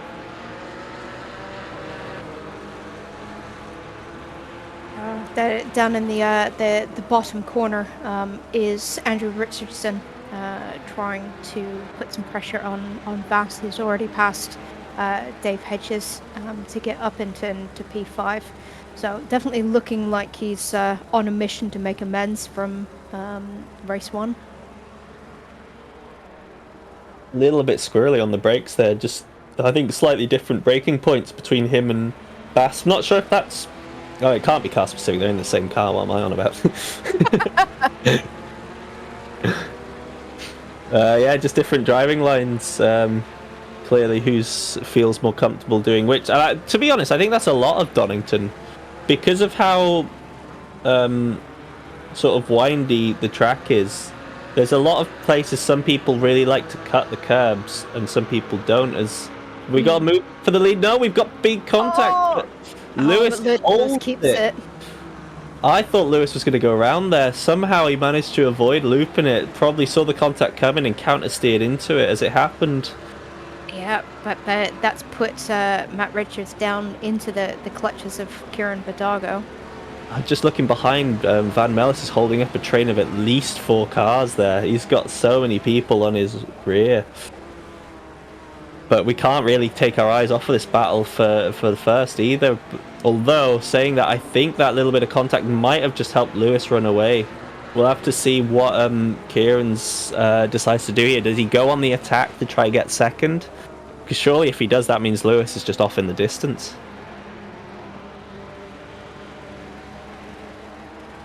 Yeah, and just looking back at then this this battle for P4, that has very, very quickly escalated into a 4-way battle between Van Mellis, Richardson, Dave Hedges, and Sander Vale is now starting to join the party as well. So this is probably going to continue for quite a number of laps now.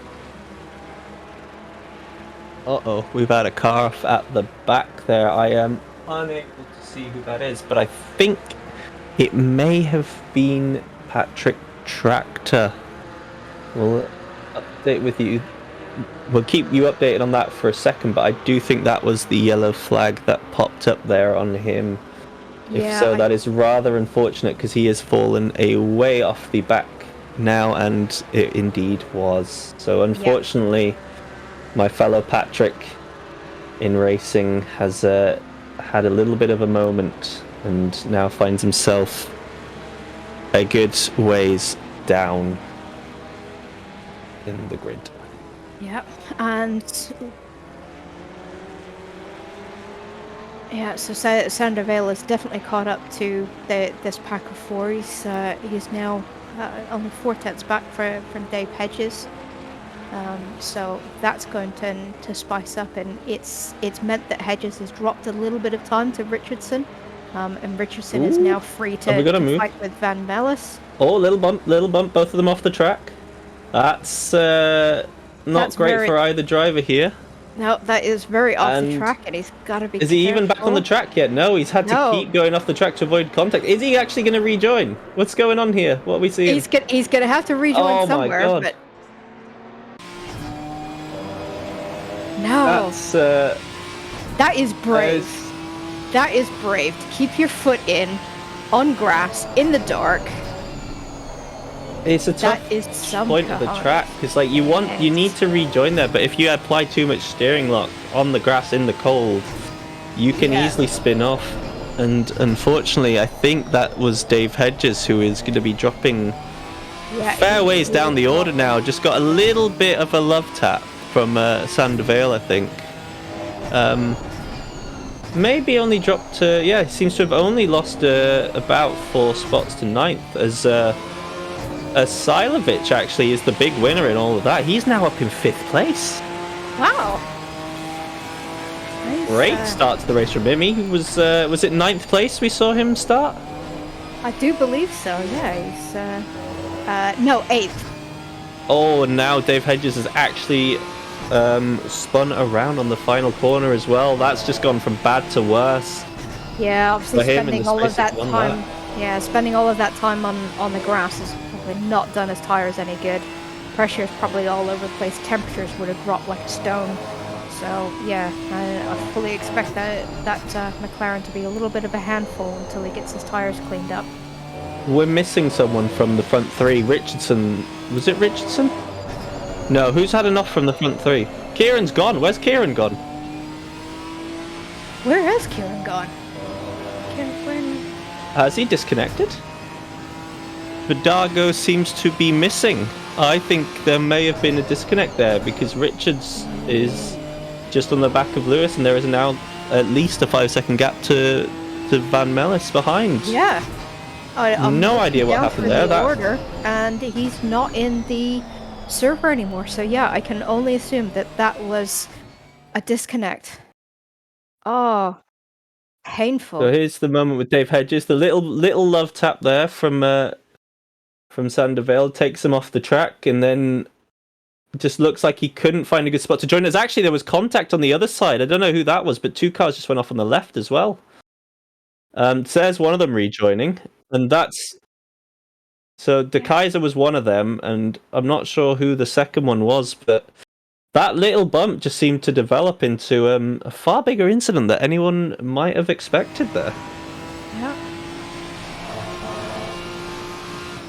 But that could have ended up being a lot worse for Dave Hedges, you know, and trying to control a car at speed on the grass, trying to find a safe way to rejoin as well. That's a lot going on in the cockpit all at once. It doesn't help that the racing line does switch back over to the left-hand side and basically stay there at the point where he came off the track. Yep.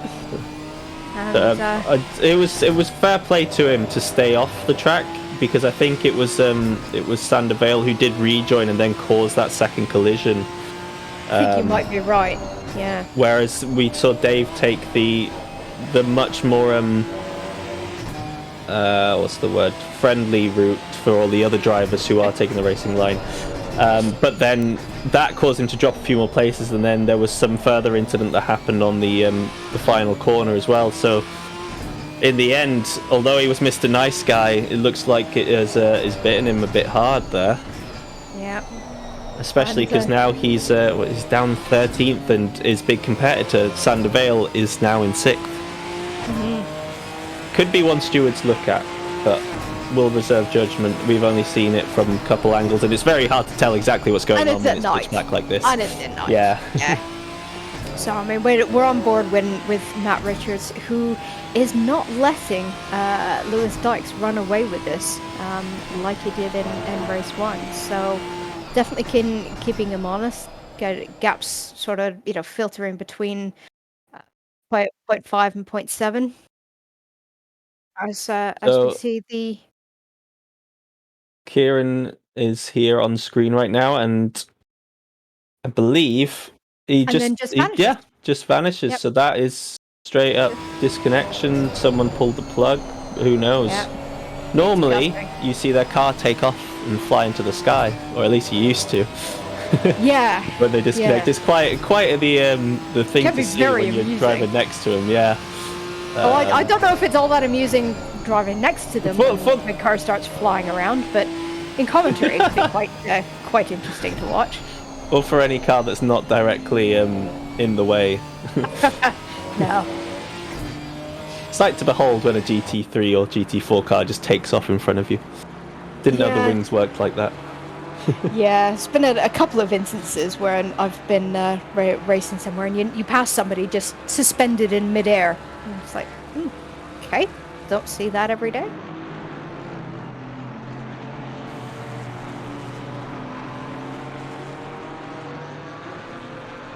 As we're on board with Richard Pixley in the second Ginetta. Going to get the move done on Dennis Ruckman. He's gotten a good run out of the straight here. Going for the move around the outside, but contact. Yeah, it just turned in a little bit too much. It didn't give him... Hard to tell. It looked like there was a space on the inside, but Verkman wanted to go deep to hold position and force him wide. Possibly just a racing incident. Unfortunate for both drivers. I think we see Pixley here does end up losing a couple places because of that. But yeah, and one of the places lost to his teammate Evan, who's actually a little bit further down than maybe we expected. He was very close to Malott in the standings, tied actually with Cooper, who's having a brilliant race so far, up in P7. So this is brilliant for him in terms of the standings for Mark Cooper.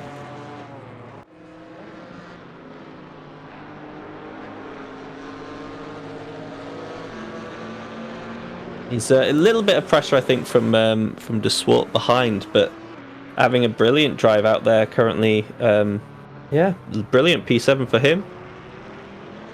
Although it does look like he went a little bit wide there, so might need to keep an eye on this one as Danny De Swart's looking for a way past. Yeah, so I was just looking at the AM standings, and yeah, with Evan down in P16 and Cooper up in P7, you know, and irrespective of the placement from the last race, that's going to definitely secure Mark on the podium. Just where on the podium is still up for decision. We are at the halfway mark, still a long way to go. A lot of pressure coming out from Danny right now. He's using all the track. Gets a good run here as well. Just looked like Mark missed the apex. Looking quite bumpy as well, going around all the curbs. I don't know how long he's going to be able to hold him off, and all the while you just see Frank Hopp here, who we did say we wouldn't mention, but he's happened to have pulled himself into view instead for once. Just creeping up onto the back of these two. Fingers crossed for him, we don't just see him fly off the track. Yeah, this is getting close. It's always one of those things where when you're fighting closely with another car, you've got to be careful how much time you lose in that fight. And there we go. Oh, there's got to be a double overtake possibly. 3 wide? No, oh, I'm not sure about that. Don't. Little bit of a love tap. It looks like all 3 cars. Oh, another love tap as well. But no, unfortunately, Mark Cooper just gets the chicane all wrong. And Danny De Swart and Frank Hopp go sailing by. Yeah, I think Frank Hopp was just in the right place at the right time there. Very well done from all 3 of them with the special awareness of who was around them. So very good job. And I'm just noticing as we just jumped back on board with Lewis, he still hasn't managed to gap Matt Richards. Still only 4/10 in it. So I think Matt Richards is going to give Lewis a run for his money right to the end. It seems like that Ginetta looks very good in these cooler temperatures, as the track is now actually 16 degrees. So we've already had a 1 degree temperature drop from the start of the race, and based on the time we could see a second one just before the end of it. So people's tyre pressures, if they've not gone to the upper limit of the optimum range, could start struggling right at the end here. Yeah, and just looking at then the track map, then these two have just pulled away from the rest of the field. There's a good 10.5 seconds between this fight and the fight for P3 and 4 between Van Mellis and Richardson. Just seen on the track map, Frank Hopp had a bit of a moment just going into Coppice. It looked like he was off on the right hand side of the track. Yep, and he dropped down to P14. Yeah, so he's gone all the way from being right up in P7 to quick 7th place grid drop. I don't know if we forced that one on him or not. I thought he got away with that one. I think because he hadn't deliberately been pulled up, we might have been alright, but not quite. Unfortunately for him, just not quite having the race to remember here. I think he'll very quickly want to forget this one. Is looking up there in the top left, we have Richards all over the back of Lewis Dykes. It just seems a matter of time before he gets the run on one of these guys. And in the bottom right as well, the battle for third spicing up as well. We've got Richards and Richardson on the attack. Could say there's a joke in there somewhere, but I haven't found it yet. There we go, the move. Richards just done it. Has he held on to it? He has. Brilliant lunge there Has from managed Richards. to keep it. Now, I don't think Lewis is going to roll over. Oh and no! There's collision and the... Oh no! no! He's round. Lewis looked way too eager to try and take that one back. Lewis. I think you might just have to put the blame on him there. Looked like he, yeah, tried to force the move that wasn't quite there. Richards wasn't expecting it. And the fact that he's then just been able to put his power down and run off, whereas Richards got spun around, that's a tough one, that. Yeah. I mean, thankfully for Richards, he had enough of a gap down to Van Mellis that he hasn't lost any places in that altercation. But yeah, it has given then Lewis Dykes the gap that he needed. Yeah, I think that one definitely will be going to the steward's room. But then again, it's up to the drivers at the end of the day. If they want to report it, then it's down to them. The stewards want... No, we've got another little bit of a collision.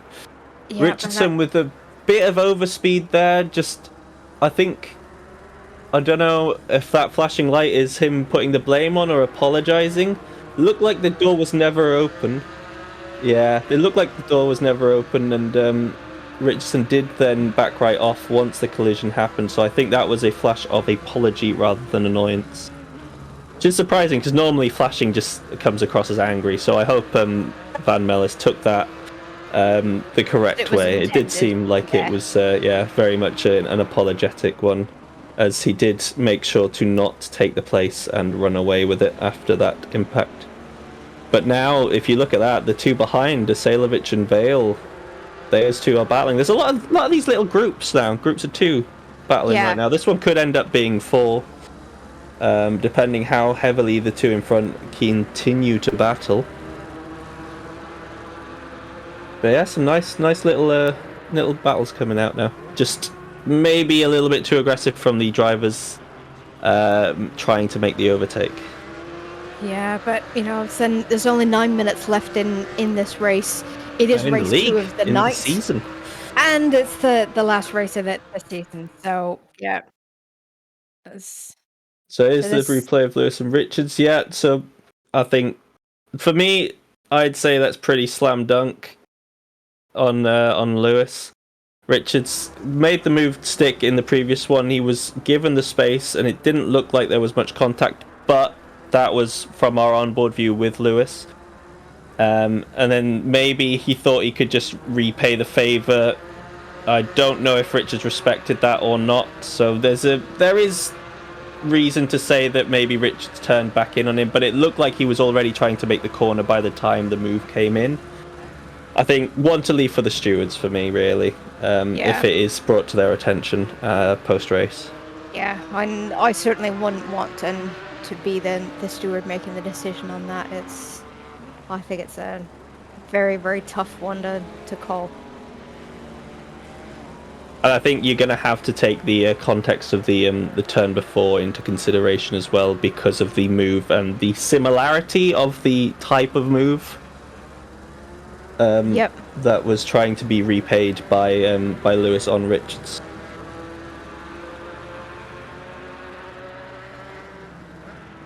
But anyway, it's take 2 for Richardson on Van Mellis here. He's right up on the rear of him. Seems to get the drive out of this the first corner. The problem is that in this first sector and second sector, it's so hard to overtake. And you see there, just maybe trying to be a little bit too all up in his rear. However, saying that has actually worked. I was going to say he's maybe just compromised his own line, but the scare tactics seem to have worked perfectly, and just like that, Richardson has got through. Yeah. So, prove me wrong. Fair play, mate. Yeah. So, going offline sometimes, can help in throwing your opponent off, making them look at you as opposed to where they're going. And Van Mellis just missing his braking point, going offline, and just gifting then the position over. But good on him to keep the car in a straight line, and not completely losing it out on the grass.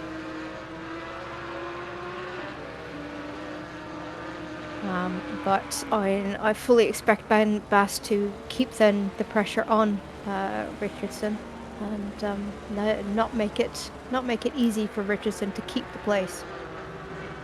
It is very much a difficult track to defend on, because as soon as I think you start focusing on that car in the mirror, your lines and the consistency of your driving can just slip a little bit. As I think we saw in that first race with Dave Hedges, with Sander Vale and Bas van Mellis. It didn't matter really who was in front at the start. Obviously, Dave got it by the end, but they kept no one could escape the other. Essentially, as soon as one got close, it sort of pulled all of them back in. Yeah, and you mentioned it at the top of the show that Donington Park is one of those tracks where you do need to be pinpoint accurate, and if you're paying too much attention to the car behind, it's obviously a lot more difficult to be that pinpoint accurate. So yeah, it does make defending a challenge here. We've got currently the battle for third, but I think that one's actually just ended. There does seem to be a very good battle going on for fifth right now, though, between Izailovic and Sander Vale. Although it does possibly look like Sander Vale's just made a little bit of an error, because he's gone from being right on his tail before, we could see that just in the snapshot in the top left, to now being a good 4 or 5 seconds behind. So maybe just pushing a little bit too hard scared himself off the track instead of his opponent. Yeah, and when we were looking at the battle for P10 down in the bottom corner just a moment ago between Dave Hedges and Diamond de Kaiser, looks like Dave Hedges has made a little bit of an error somewhere along there, and has now dropped back a little bit. The gap now 1.3. So we'll keep an eye on that, as we know that Dave will start to pull that gap back down and have another go at de Kaiser for that B10 slot. I think the conditions have just caught a lot of drivers out, mainly just the fact that it is now pitch black. Because when you're focusing so hard on the car in front, it's so easy to miss your braking point, and that I believe as the cause of Dave Hedges dropping back, Sander Vale dropping back, the slight bumps we've seen with the drivers ahead, the top 4 as well. So yeah, it could be busy for the stewards. All depends on if the drivers elect to throw in the towel or what. But that is a brilliant move around the outside here of Dave Hedges. What a move! Sticks it. Just and it does carried make it stick so as much well. speed. That was brilliant. That was. Yeah. Gets himself up into excellent P10 now. Job done. And where on earth has this race gone? We only have 2 minutes and 50 seconds left in this race, and indeed in the championship. So, yep, it's definitely flown by, as we just get confirmation from Kieran that he did in fact have a disconnect. But although that move from Dave looked brilliant here, he's actually currently straight under pressure from de Kaiser. Doesn't seem to have brushed him off as easy as we maybe thought he might have done. De Kaiser is not letting him go. Yeah, he's done very well to make the move stick, but de Kaiser definitely keeping the pressure on, and seeing if he can force Hedges into a mistake to get that place back. But as we saw in race 1, scaring Dave Hedges into making a mistake is a lot easier said than done. It handles pressure very, very well, so I would, not to put a commentator's curse on it, but I would expect Dave to keep this position to the end as we come down into the final 2 minutes. Yeah, just looking at any battles on track, it seems like Cooper and Malott, although in P8 and 9, doesn't seem to be quite close enough to have a spicy finale to the AM class there. But that's going to be an interesting one to try and figure out post-race about who takes that second and third place. Yeah, I do think that is all going to come down to the drop rounds and how that affects the overall standings. Just saying that looking at what other close battles there are at the minute, and Patrick Tractor coming up on Arjen Loormans, currently only 0.4 back. Arjen, I think, has made a mistake earlier on in this lap that's allowed this battle to develop, because he's 1.4 down on his last lap time, so he's made an error somewhere. Oh, and there's a big one. Gone wide. He's really just missed the breaking point altogether there. Patrick Tractor says thank you very much. And with 15 seconds of the race left, we are entering the final 2 corners of the GT4 season. Lewis Dykes here is going to pick up another win. This one may be contested post-race. You'll have to jump in the Discord if you'd like to find out any information on that, as he crosses the line and makes it provisionally back-to-back wins here at Donington, which also gives him the Pro Class title, because unfortunately with Vidago not getting close enough in the first race and then the disconnect in the second race, all chance that he had completely went. As just looking here, Van Mellis picks up 3rd place. Something happened with Richardson. Looks to have possibly had an off somewhere. We're not too sure about that. He's dropped back to 4th. Yeah, and that's quite a gap between them as well, 2.6. So it was either quite an off, or something that had happened. And Sailovich as well. He was ahead of Vale. He's now dropped to 7th. So it seems like a Sailovich completely just lost it in the final corner, almost possibly a duplicate of what Lermans did just the lap before when we were watching him trying to defend against Patrick Tractor. There's maybe drivers just switching off a little bit too soon there. As soon as they saw the clock hit 0, they called it, but they hadn't quite completed that final lap. Interesting, lots of quick switches at the end, but ladies and gentlemen, once we pass the final corner here with Hoekstra, your GT4 season here with SSRI comes to a close. Well, I don't know about you, but I thought that was a brilliant season and a brilliant finish to the season as well. Really enjoyed watching then the GT4s. Have you enjoyed your time in the comms box with us, Patrick? I'm actually quite disappointed that it's come to an end, because those races went by so quickly. I didn't even realise the time was passing. That was brilliant. I had a great time watching that, and looks like the drivers all definitely enjoyed themselves in that one. Possibly a few frustrated figures right at the end there, depending on certain incidences, but I think overall, if that was the standard of racing throughout the whole season, I think brilliant. Just brilliant. Yeah. From a spectator's point of view, and me, seeing it for the first time as well, it's great racing. Gotta say, very impressive. Yeah, and certainly from all of the races that I've seen and commentated on, it's been that interesting and that close all the way through this season. So can't wait for the next season to start up.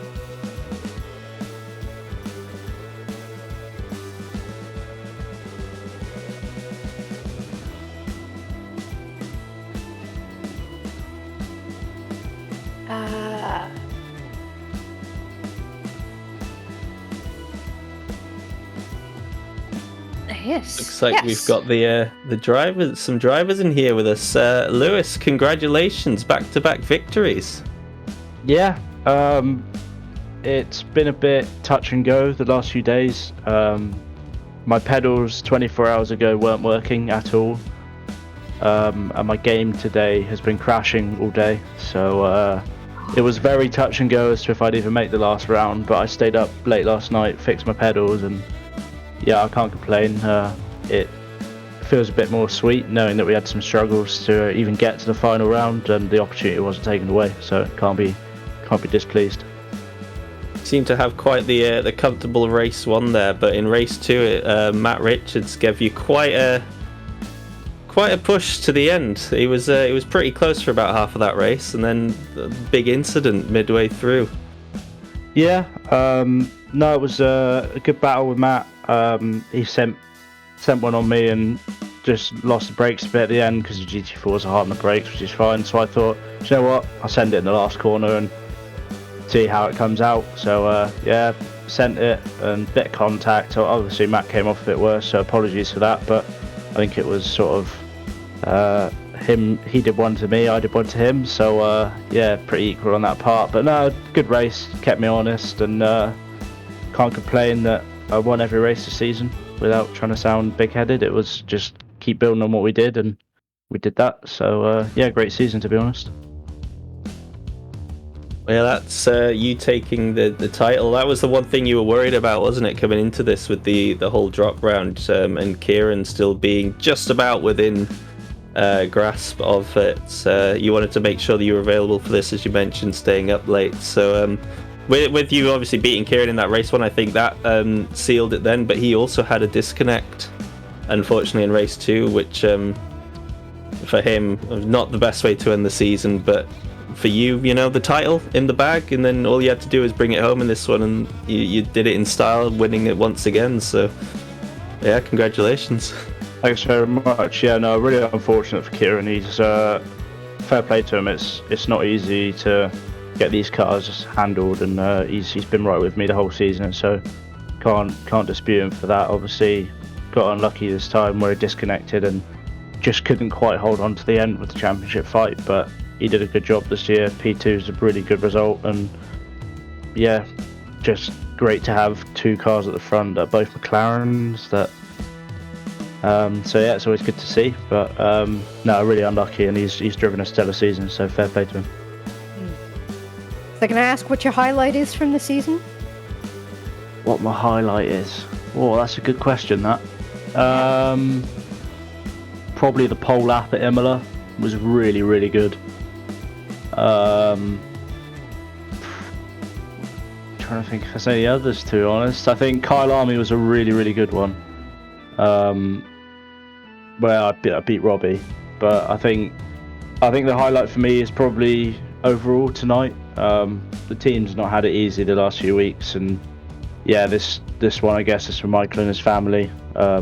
He's not had it easy, so to still sort of be in contact with us and keeping sure that we're on top of everything and helping us where he can, it's been much appreciated. And yeah, just that one was for them, really.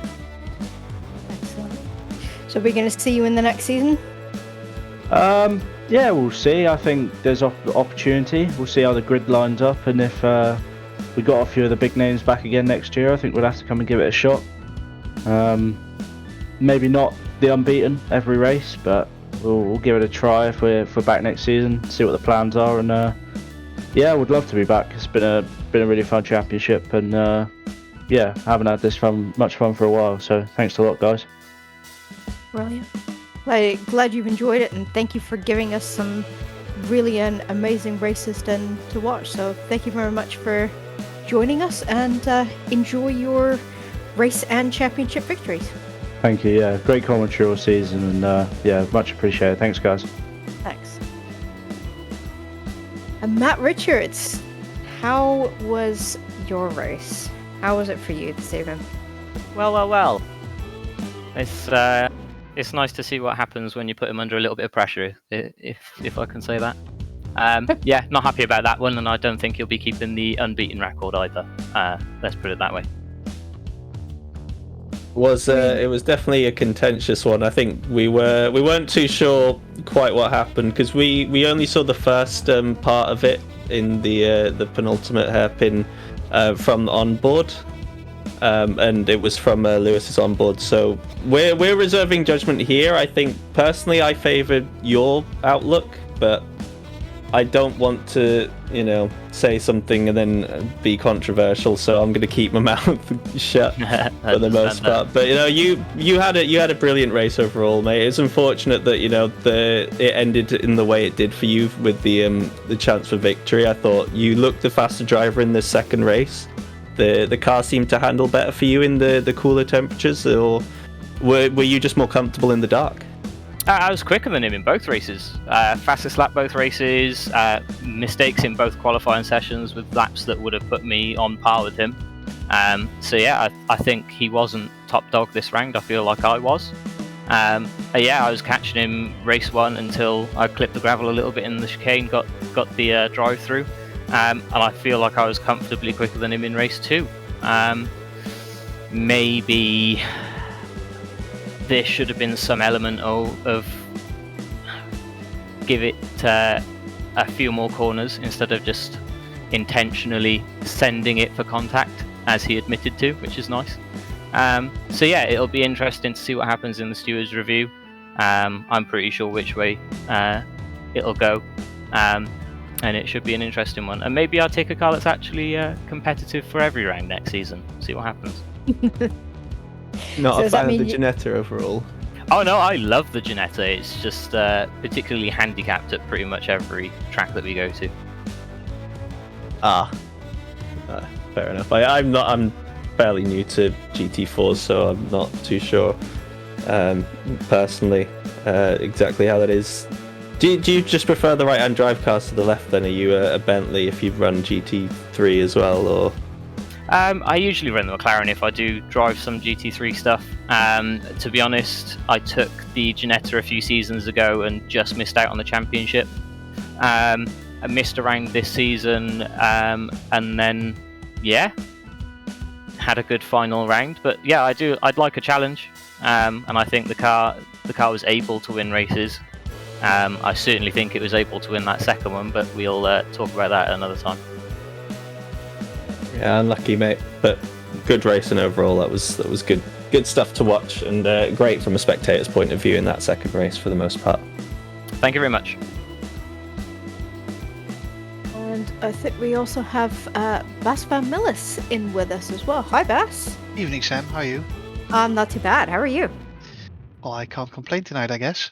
First race, 4th place overall and first in class, and the second one, 3rd place and first in class. I had a bit of a lucky break in the last race with Andrew making a mistake, but I lost my 3rd place to Andrew by doing the same, and I guess I could take him back. So it was a good race. It was a fun race. We were a bit in the middle of nowhere racing together in the second race, as I couldn't keep up with Kieran, Matt, and Lewis.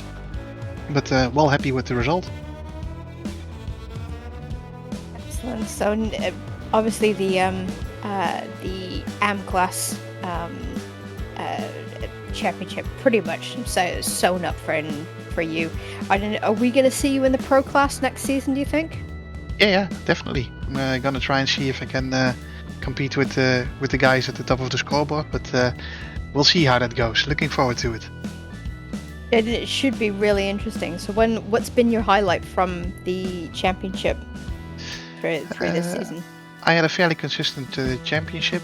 Very happy with the results that I got, and I was aiming to do top 10 overall finishes. And yeah, I think that tonight it's my first podium in an online race, so an overall podium that is. So very happy with that one. Okay. So let's call that the highlight then. What was your highlight? But my highlight really has just been getting into the comms box, having a chance to watch the racing from the other side of the steering wheel. It's been good fun. You guys have given us plenty to chat about, some really great racing, so thank you very much. Yeah, and thank you obviously, and Patrick for the commentary, and Chris behind the cameras doing a great job as always. So looking forward to seeing the whole replay Yeah, I know, but we'll keep it. Yeah, I know. There you go. No, but great job, guys. Really appreciate the fact that you go out of your way and commentate our races, and that's much appreciated. And hopefully we can welcome you back next season. Excellent. Look forward to it, Bass. So thank you very much for joining us. Thank you, and have a nice evening, guys. You too. Cheers, mate. Bye.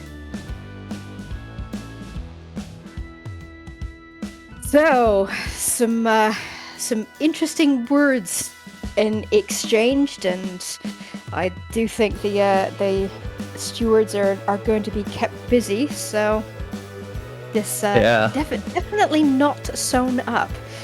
I felt like we were in the middle of a cool down room in that one. I know.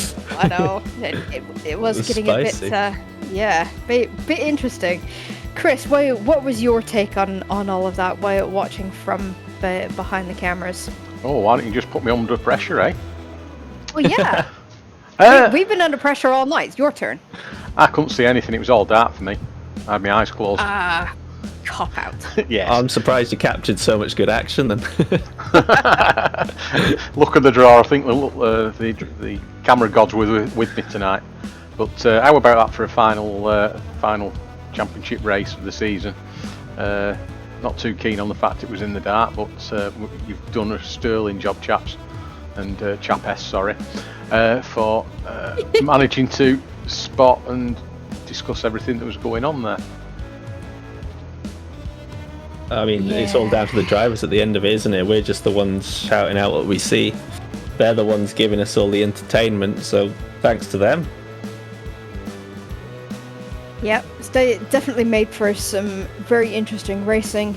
Been a really great championship, and can't wait to come back and see what they've got in store for us next season. Got a big decision to make next season. I know Chris will be telling me one specific one to do instead of the other. Do you race or do you commentate? Yeah.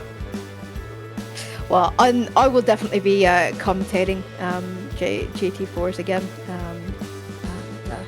We'll see about getting behind the wheel again for GT3. So we can trade places. You can drive for GT4s and then commentate GT3s. Could well do. We'll have to see. So, Chris, what was your highlight for the season? Asked everybody else. Your turn. Highlight for the season? Yeah. That's a tough one, that. I think watching a good friend of mine, Bass, rise up through the races and certainly beat quite a few of the pro guys to finish in his class. Finish his class as the overall championship winner. Lewis gave us some good races where he led from start to finish. There was only the odd race where he was really challenged. Zandvoort, I think he was challenged by Kieran. Here, obviously, was challenged by Matt. But I think Silverstone, quite possibly with Matt Richards and Patrick Vance. They were at it hammer and tongs for a good proportion of the race. Only being resolved within the last couple of laps where it was just a minor incident. Yeah. Overall, I think that's been an excellent season. I'm glad I've been on this side of it now rather than racing. Yeah, it's definitely been, a really interesting experience, commentating from this side of it, and I've learned a lot. I've quite enjoyed it, and hoping you'll have me back for next season. Without a shadow of a doubt. Absolutely. It's been brilliant. And certainly, Patrick, you're more than welcome into the commentary box, whatever you decide to do. Definitely. Brilliant. Cheers. I had a great time tonight. I've got to say, it's obviously always helped by having really good drivers and really good racing in front of you. But no, it was a blast. The time passed, like I mentioned earlier. I didn't even realise that it's now almost 20 to 10. Way past my bedtime. Yep. So, on that note, thank you very much, Patrick and Chris. Thank you, everyone who is watching in YouTube land at the replay. Do give us a like, a follow, give us a subscribe so that you are notified on next rounds that we are streaming, either live or uploaded post-race. Every like helps, and we will see you soon. Thanks very much, guys. Good night.